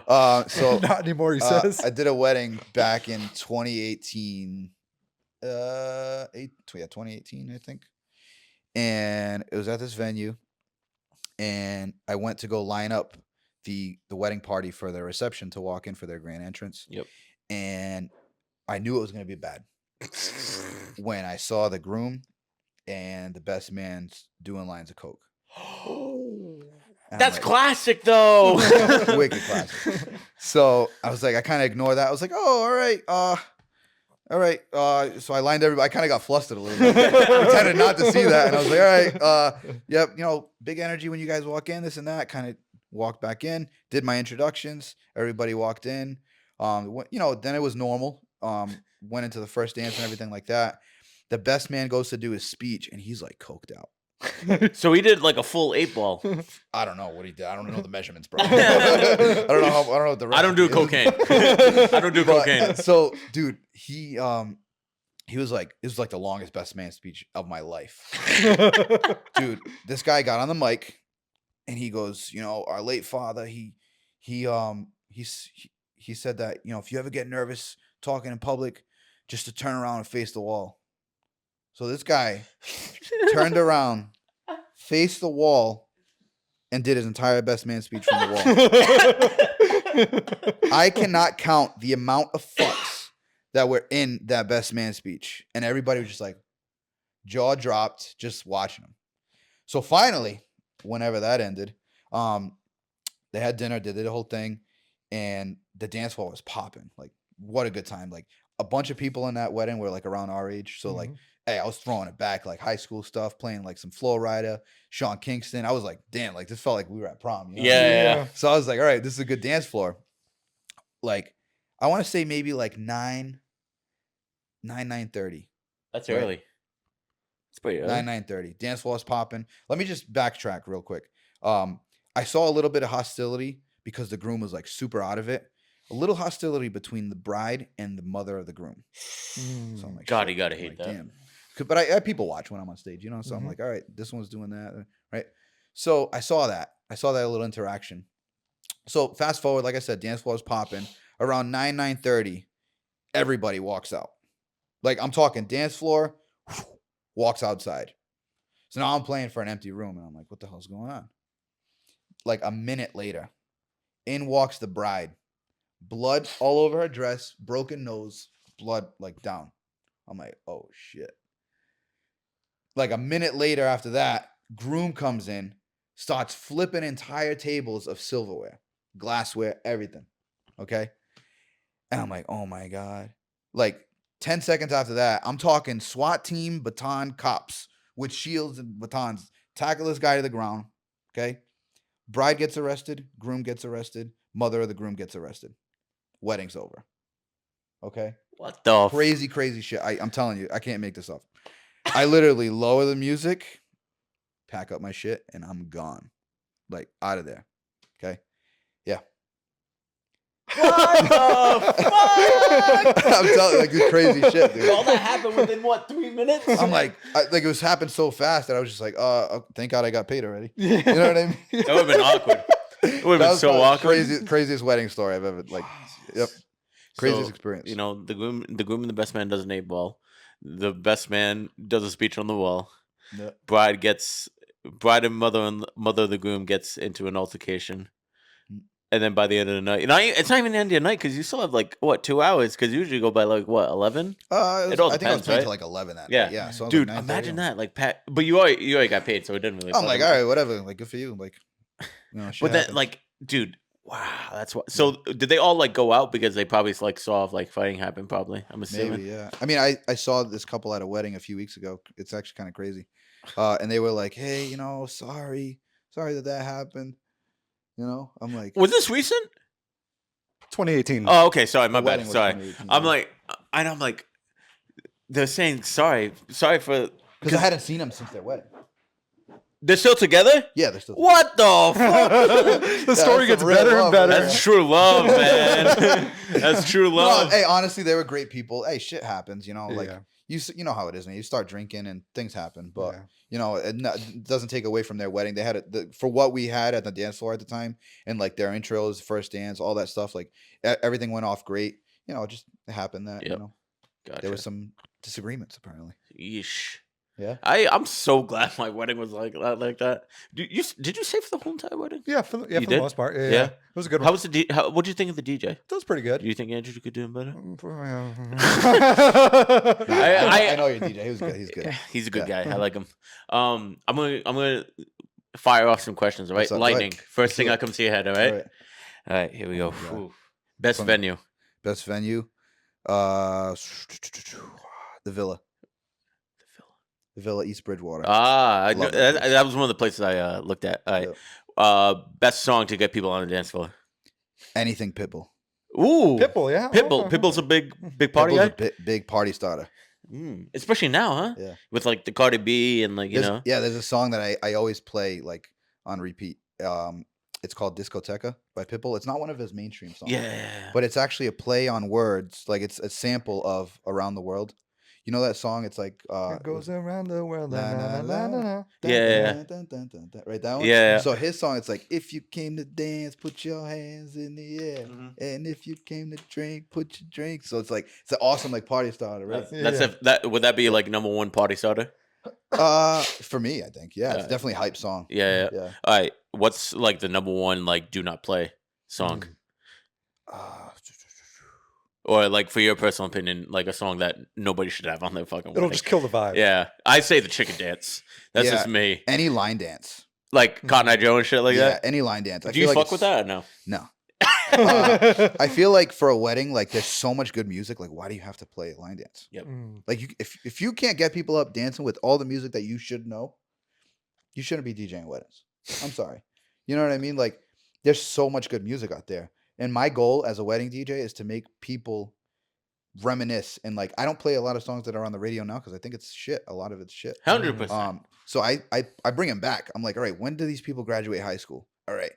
2010, 2009, we're hitting them with the David Guetta, When Love Takes Over. We're hitting them with like the Sean Kingston. The throwbacks for us. You know what I mean? Somebody call 911. I had like a whole like, I think it was 2000s and like 2010s, strictly that. And I'm like, I don't want no Cardi B.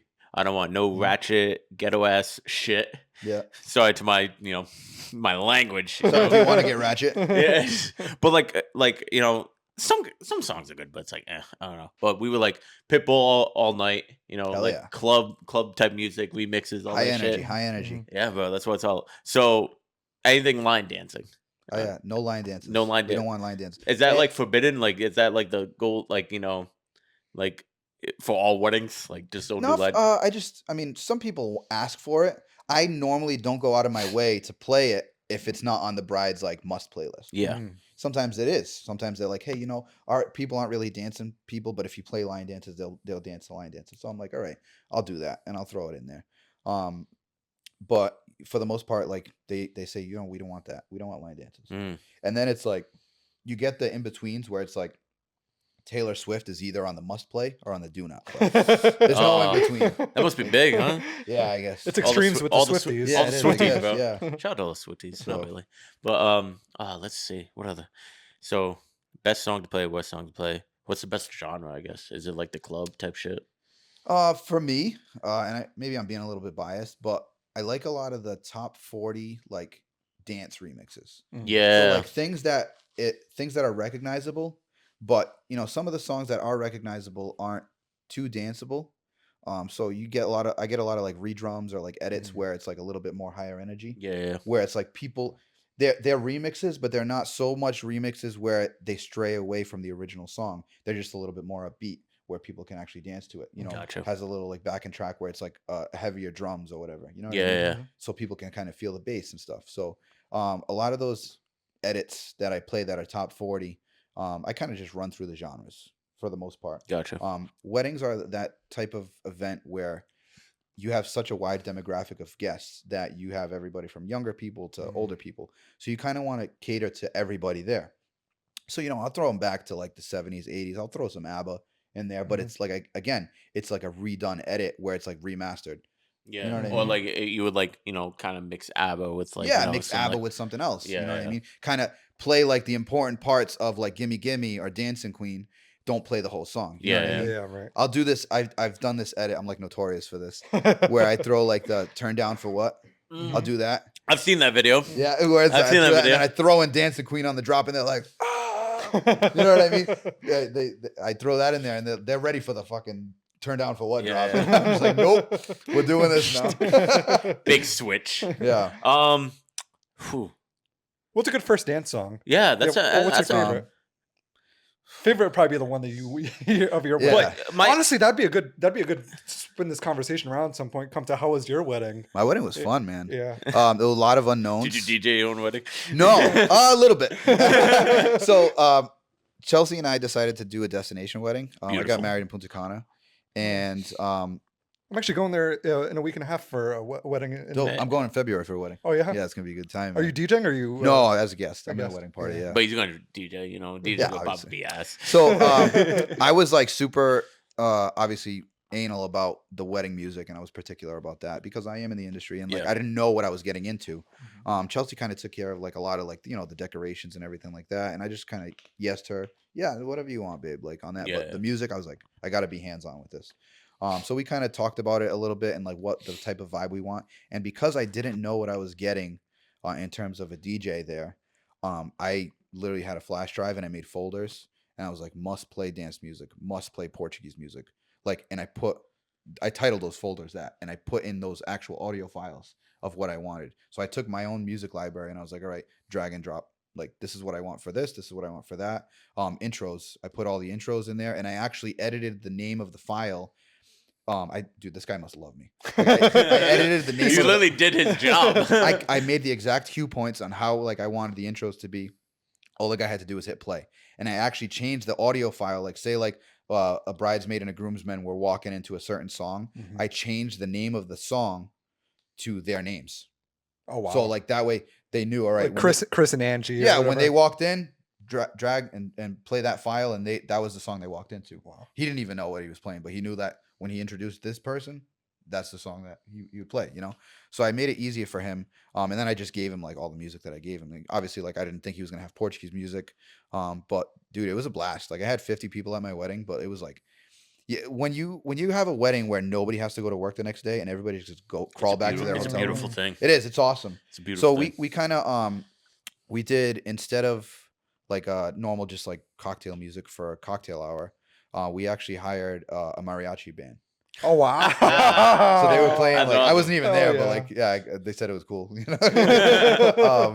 So they did the mariachi band. I had this thing called Hora Loca, and it's called Crazy Hour, which kind of gives me some ideas to do stuff like that here. But it's like this hour of like when the dance floor opens, these like it looks like a circus act. Like these people on stilts with like blow up balloon animals come in. These girls dressed in like these big headpieces, like it's Carnival in Brazil, like coming in. They do these crazy dances, and they actually do their own dance with their own music.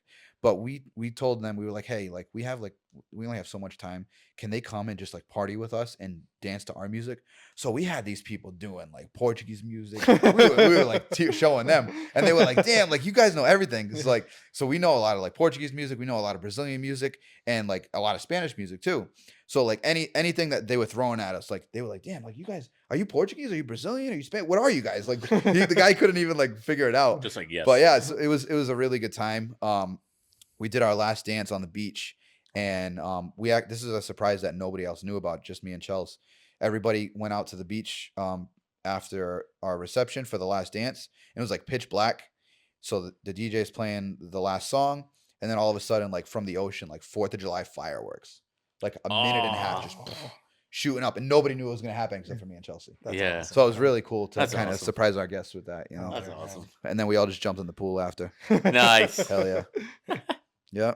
But yeah, it was a fun time, our wedding. Oh man. Because I was gonna say you do weddings for a living, so it's like your wedding must have been so great because It was fun. Yeah, you already kind of knew the do's and don'ts for. Yeah, a wedding, I mean, I was at the time I wasn't as heavily into weddings as I am now. I was kind of just getting my feet wet when it comes to weddings. Because you guys have been married for what? How long have you guys been? 8 years. 8 years. Okay. Yeah, so I got married in 2017. At the time, I was already like doing like maybe like 3-4 weddings a year, but I wasn't like into it like now I got like 33-34 weddings a year, you know what I mean? So like it gets pretty hectic. Yeah. But when you see it, like when you cut down like all the other parties that I used to do, where I would still do like 25 or so weddings a year plus like 5 or 6 proms, sweet 16s here and there, I'd be up over like 60 something gigs a year. Damn. So like it's still a Saturday night away from my family, a Friday night away from my family. So that's why I kind of stuck to the weddings where it's like the money was there and I can kind of like work when I want. You know, if I saw a wedding, if somebody asked me for like something where I was like, hey, you know, can you DJ this weekend for my wedding? And I'll look at my calendar and I already got like 3 or 4 weddings that month. I'm like, oh, you know, but I tell them, I'm like, I'm fully booked for that. Yeah. Already. You know, I hate to do it, but you know, sometimes it sucks when it's like that, you know. Yeah. You feel bad because like the people are reaching out to you because they want you, and it's like sometimes you can't do it. You can't be in 2 places at once. You know? Yeah, absolutely. You wish you could clone yourself sometimes. Yeah. What's the best thing about being a DJ? For me, it's just like bringing happiness to people on their like most important day. Yeah. You know, bringing that energy and giving the people that like satisfaction that they're having a blast. You know, giving them that experience, because you know when they're like when the vibes aren't there and like. We've all been to that wedding where it's like, damn, this sucks. I want to go home. Oh yeah, 100%. If the music ain't hitting, bro, it's and the food's ass. Yeah. Why am I there? Right. You know what I mean? But you know, that's just my biggest thing, and like nothing makes me happier than like when they come up to me and they're like, dude, we've gotten so many compliments from our guests. Yeah. You know, and that gives them that adrenaline rush because they're like we made the right choice. Yeah. The right DJ. You know what I mean? Yeah. So that makes me feel good because they're happy with you know the product that they got. So it's definitely cool for me to hear stuff. I should have asked this first question before I asked that question, but I guess I'll just ask it now. What's the worst thing about being a DJ? Or is there a worst thing? I feel like that. The worst thing is when, so in like January, February, when it's like the dead months, when it's like booking season. Yep. I'm all about like booking everything. I'm like, yep, book. As many phone calls I get, I'm booking them all. Right? And I don't necessarily look at the calendar. And then I get a month like September when I got like 9 weddings. And I look at it, I'm like, why did I do this to myself? You know what I mean? And I love it, but it definitely is draining. Yeah. It is. You know, like my weekends are completely consumed with like, all right, Friday night wedding, Saturday morning prep Saturday's wedding, Saturday night wedding. Yep. Then it's like sometimes on Sunday I get to chill and watch football. Other times I don't. Sometimes I got another wedding. You know what I mean? Like it's like it's nonstop. And then it's like, all right, finally Sunday night, I'm done with these weddings. Oh, I gotta go to work Monday morning. You know what I mean? Like it never stops. You know. And then it's not even just that. It's like, all right, Monday I go to work. Monday night I have a meeting for a wedding. You know, like client meetings. And it's like then it's like I have an initial meeting that usually takes about 45 minutes. Then it's like my finalization meeting for the wedding because I meet with them twice. I'll sum it up and then like. Sometimes it takes like an hour and a half to 2 hours, and it sucks because it's like I try to give them the checklist and everything for them to be prepared. Yeah. But then it's like you want to be that guy where it's like you give them like your professional opinion and hey, you know, if you don't pick a song for this, don't worry. When we meet up again, we'll pick it out. You know what I mean? Yeah. Sometimes like they don't even know their first dance, and I'm like, dude. How do you not know your first dance?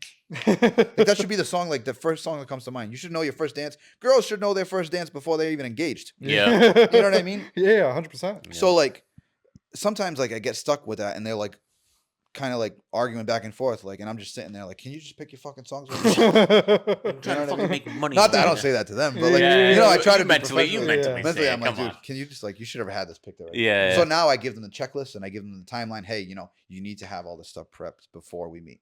Yeah.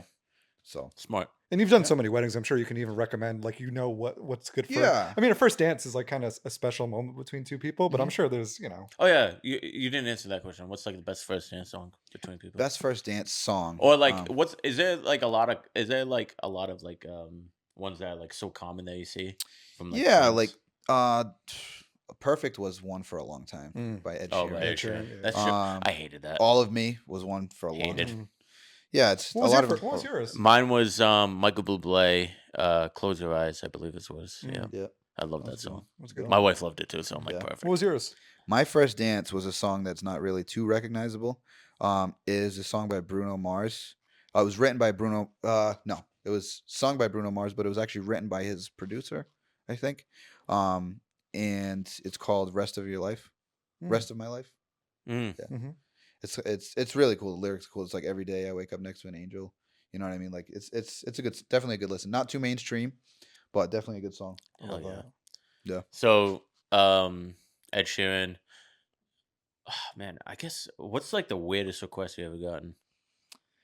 Baby Shark. For the kiddos, yeah. I get that. I've gotten that request a couple times, and it's most of the time. This is how it always happens. And I'm not a believer that you should bring kids to weddings. And I'm sorry. I have kids. I love my kids to death. Oh, that was my next. So you don't like kids at the wedding? Or you don't believe in like having kids at the wedding? I don't believe in it. I mean, a lot of people use that and they want to have a good time. Like they want to give their guests like who have young kids like a kind of a night out to have a good time. Yeah. You know, a lot of their friends from college and everything who have already gotten married and kind of already had kids, they use that as their like, hey, you know, we're getting together like old times and we're partying. Yeah. You know what I mean? Using that as an excuse. So a lot of times there isn't really too many kids at weddings except for like immediate like family, like a niece or a nephew that's like kind of like a ring bearer or a flower girl. But weddings that do have kids, I feel like there's just like a lot of chaos, a lot of running around, a lot of like, you know, I can't, I don't got patience for that. I love my kids to death. I don't like anybody else's kids. I think we had a few of that at my wedding. Gabe, correct me if we did, right? Joey, right? Yeah. My nephew Joey, he was like just running around. I'm like, he's almost in service. So and shit. A lot of times when I get those crazy like kid song requests, it's when the mom in the group kind of like lets loose and she wants to like have a good time. Now you got the dad stuck with babysitting. And he's like, damn, I got 3 daughters. They're all like 4, 5, 6 years old. He is like, I don't know what to do with these kids. And he comes up to me, he's like, hey, can you play Baby Shark? My kid loves it. I'm like, that's cool. Here's my card. I ain't playing that yet. Yeah, that's great, buddy. Do you want me to kill this entire dance floor for your stupid right? song? I get the request sometimes where it's like, nobody likes this stuff. Can you change it up? I'm like, nobody likes it. I'm like, look, dance floor is packed. The dance floor's packed right now. A lot of people like it, actually. Everyone's like, I fucking hate this song. Yeah. They're like, oh, fuck this song. and my famous line is, a lot of people, when they come and ask me for a request, they don't really word it the way that they want to request. They say, hey, do you have this song? And they'll show me their phone. I'm like, yep. Yeah, I got it. And they get all excited when I say I have it. And then I never play it. 'Cause they're like, yeah, they think that they're asking me for it, but they're just like, oh, you have it. Yeah, I have it. All right, cool. I give them the thumbs up. What a cock block. What a cock block. You know? But Yeah. it's true because, like, yo, like, because you don't, at weddings, you really don't take, like, requests, you know what I mean? Sometimes, I filter requests. So, like, they obviously give me the information. So a lot of times now couples will send me either Apple playlists or like Spotify playlists. Yep. And I use that. I say, listen, I don't care if there's 500 songs on there. Throw anything that you think you want played at your wedding. Yep. Not to say that I'm going to play every single song on there, but from that, you can build a must playlist. Yeah. Right. So their must playlist will be like maybe 10 songs tops, but all songs from that list. Basically, like, all right, you can skip some of the songs on the Spotify playlist, but you can't skip these. Yeah. Right. So I already know the general vibe of what they're going with. So if a lot of couples, they'll send me a lot of 2000s throwbacks, 2010s, like, you know what I mean? Maybe some 80s or 90s if they want to, get their parents happy. But then, like, for the most part, it's like, what's in that, like the vicinity of that, you know what I mean? Yeah. So I don't stray away too much from that. So say, for example, if I do get a list where it's like that, then I got a crazy uncle that's like, hey, can you play Metallica? And I'm like, cash about it. doesn't really fit the vibe, you know what I mean? Yeah. So it's kind of it's strange to kind of have something like that. Yeah. Which is why I can't stress enough, brides, if you are listening, please, please, please make do not playlists. Think hard, because I might innocently play a song that I think is a banger, and then you might hate it. Yeah. It might be a like the song song with them and like their ex-boyfriend or Yeah, something. I always use that example. I'm glad you brought that up. I always use that example because I would hate to be the guy to play a song, like to play a slow song, and like maybe it was like you and your ex-boyfriend's song, and now it's like there's a fight to do with the wedding day. And you know what I mean? I don't want to be the cause And of then a that. SWAT team shows What up, a piece bro. of shit. You know what I mean? So I have people like think hard like about it. Yeah. Think about a song you hate. Absolutely. Maybe it's like a bad omen for the family. I had one bride was like, hey, don't play Fireball. I'm like, oh, like Pitbull what? Fireball? Yeah. That's a banger. I'm like, why? Oh, because my grandma gets crazy and she drinks Fireball and then she gets hammered. Like, all right, cool. I won't play it then. You know what I mean? So like, We don't want Fafo to go. you know what I mean? Okay, So you don't like, want the Vavo to go over there, but guy. you never know. Like you don't want to play that. Yeah. And I tell my couple all the time, listen, I'm gonna get a request for something like this, so please put it on your do not playlist because Yeah. you're gonna have somebody that's gonna ask for something stupid. Yeah. You know what I mean? And lo and behold, because what happens is if they come to me and I'm like, oh, it doesn't really fit the vibe. It's on there. I don't want that. I don't think it's gonna fit the vibe, right? Yeah. Their next move is to go to the bride and groom and say, hey, can you have the DJ play this? Yeah. Because they know if they come up to me, then I'm gonna, Yeah. I'm gonna play it. So I've actually done this before where I say, listen, I try to like nip it in the butt before they go to the bride and groom. Yeah. I'll throw my business card and say, hey, I apologize, it doesn't really fit the vibe for tonight, but if you want this played, I'll play this if you throw a party, I'll play it for you. Try to send them off in a nice Yeah, way. yeah, You know what that's I mean? So that way they don't bother. They know I'm not going to play it, and they don't bother to go to the bride and groom. Because it's happened before where they go to the bride and groom, and then they come up to me and be like, oh, can you play this song for my uncle? Well, they're like whatever. annoyed. They're annoyed that they have to come and act like, Yeah. because a lot of times couples at their wedding, they feel like they have to be people pleasers, and they forget, they lose sight of what's important. Like, this is your day. Yeah. Why do you feel like you have to like please everybody else? Yeah. Yeah. You know what I mean? Like, to a certain extent, you want your guests to have a good time, but it's still your day. Right. You know what I mean? 100%. You don't want to just go around saying yes to everybody, because then it's like the time goes by and then there goes your wedding. You know Yeah. what I mean? So I tell them all the time, I'm like, listen, be a little bit selfish. This is your day. Yeah. The night goes by so quick, right? Because It what do you is. have? Maybe 2-3 hours of dancing max. Yeah. And how many It goes songs by. is that? It Like, goes by. It yeah, goes. It that's goes like super fast. 35, 40 Yeah. songs or something. Yeah, You know what I It mean? goes by fast because, like, dude, I remember my wedding. My wedding went by so fast, man. Like from the morning I woke up till like my head hit the pillow at night. Mhm. You Yeah. know, like it Oh, just yeah. goes like once the photographer comes and Yeah. like he took pictures. It was on. It was on, man. And then like had cocktail hour and everything like that. Did the thing and everything like that. And it's like, did I say hi to this person? Did I say hi to Yeah, that Oh, one? dude, yeah. that's a Go big make your thing. rounds. Like because I had an extremely Portuguese wedding, so we had to make our rounds. Yeah. I didn't even finish my food. Now thinking about it, I had the steak. Steak was bomb. We Steak had was one good. bite of our cake when we fed each other the cake. And that That was it. Does it? And I looked at her and I'm like, damn, this cake is bomb. And then Never had it again. And then at the end of the night, I'm like, yo, I remembered while I was dancing. I'm like, yo, I'm gonna go eat the rest of that cake. I went, they had already taken it away from my table. I'm like, yo, what the hell? Yeah, damn dude. it. Yeah, I was so mad. Yeah, But it was so dude. good. I was gonna say, is there any like helpful tips? Because you've been to so many weddings, and couples they're gonna have one, hopefully, knock on wood, Yeah. just one wedding. Any tips for like people getting married, like for their big day? Like, there's so many things that can kind of go wrong or go right. I guess the biggest piece of advice you can give them. Yeah. Yeah, I would say book early, and do your research on vendors. If it's something that's important to you, like if you're gonna spend money, and of course, like you said it before, you throw a wedding, it's gonna be expensive. Yep. But there's people that specialize in certain things. You know what I mean? Yeah. Like, if you really want your photos to come out amazing, do your research. Not always the most expensive is going to be the best, but look at the value. Look at what you're getting for the price point. Yeah. You know what I mean? Maybe it is a little bit cheaper, but for the price that this person is charging, these photos are great. You know what I mean? This is my style. And then everybody has different styles. Some people like black and white. Some people like the sepia tones or whatever. And Yep. so it's like, it all depends on the style that this person is better at. Same thing with DJing. You know what I mean? Like, and then everybody has their own acquired taste. So definitely do your research and get the best fit for you. So there's so much to do, right? Do you recommend like a wedding planner for people, or is it better? Like, is there a better option? Yeah, I mean, so a lot of venues come with wedding coordinators. Yep. And like day of coordinators. When I say wedding venues, I mean real wedding venues, not like a place like a VFW or like a restaurant that has a banquet hall. Yeah. I'm talking about real wedding venues that all they do is weddings. Yeah.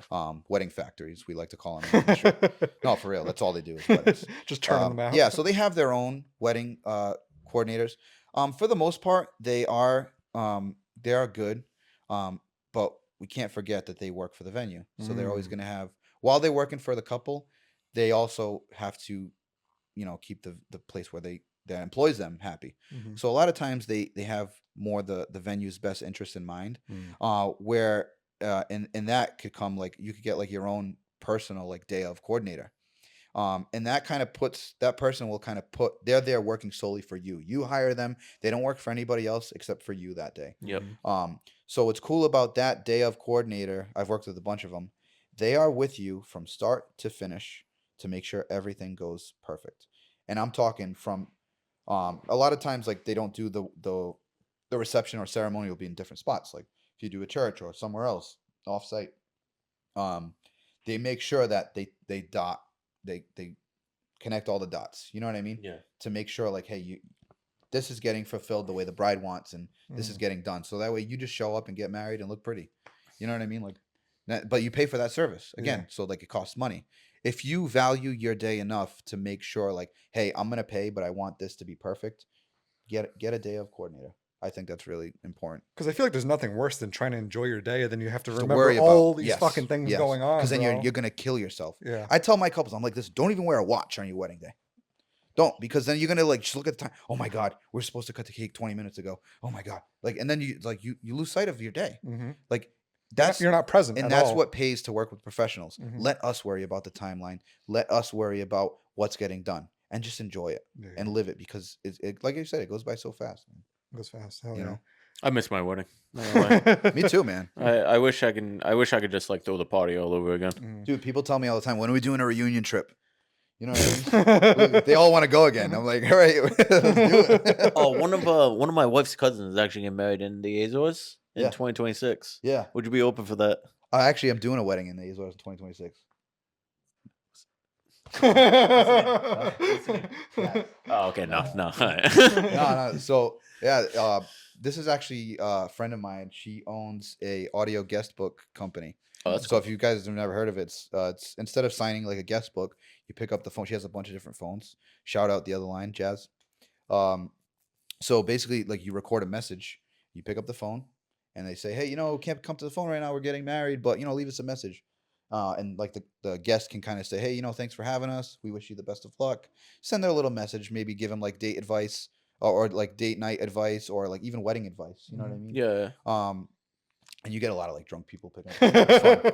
You know what I mean? But honestly, my selling point on that, and I get a lot of brides that get it. I'm like, listen, like, you're going to have your grandmother there. It's cool to kind of hear their voice. Yeah. I have saved voicemails too of people that have passed away. Yeah. You know what I mean? So That's cool. after that, like you always have that memory of their voice. You know what I mean? So That's what's up. a lot of people like that. I like that. But yeah, so I'm doing her wedding in the Azores. Flying me out there, putting me up in a hotel, so it's gonna be Damn. pretty cool. Hell Maybe, yeah, dude. maybe, because I think it's like July. I think they're getting married. So Oh, yeah. I'm gonna be like, hey, listen, I think I'm gonna be there in August. hey, yo, save that for the month, guys. Save that for the month. Eat some figs, some fucking lappers. That's it, man. I think is it? Yeah, it's like the first weekend of August. Oh, perfect. Yeah. Theirs is like the last week of July. Oh my god. The wedding's already starting. I'm gonna tell him like, listen, DJ Damn. Infinite, Andrew DaCosta, you Oh need my him. god. That'd be iconic for you. You'd be That'd like, be hell epic. yeah, brother. The 2-week vacation. Real Mr. Worldwide. Yeah. Andrew, we want to thank you for being here, man. You're the thank you. best. Appreciate it, man. You are a true gent in the industry. bud. Appreciate it, man. You guys want to are give awesome. any last minute plugs to anybody, or plug to yourself maybe? Yeah, I mean, if you want to follow me on Instagram, post a lot of cool shit. Never. Hug it out. And don't forget to follow the Too Legit podcast. Hey, Well, if you don't, we're gonna collab and we're gonna do some stuff. hell yeah, Hell brother! yeah, I bro. like Hell yeah. that shit. I like Appreciate it, collabs. man. Let's go, dude. Andrew, guys are thanks, awesome. man. Thanks for having us. This has been the Appreciate Too Legit Podcast. I'm Tiago. That's Alex. This has been Andrew DaCosta, aka DJ Infinite, and we'll see you guys next time.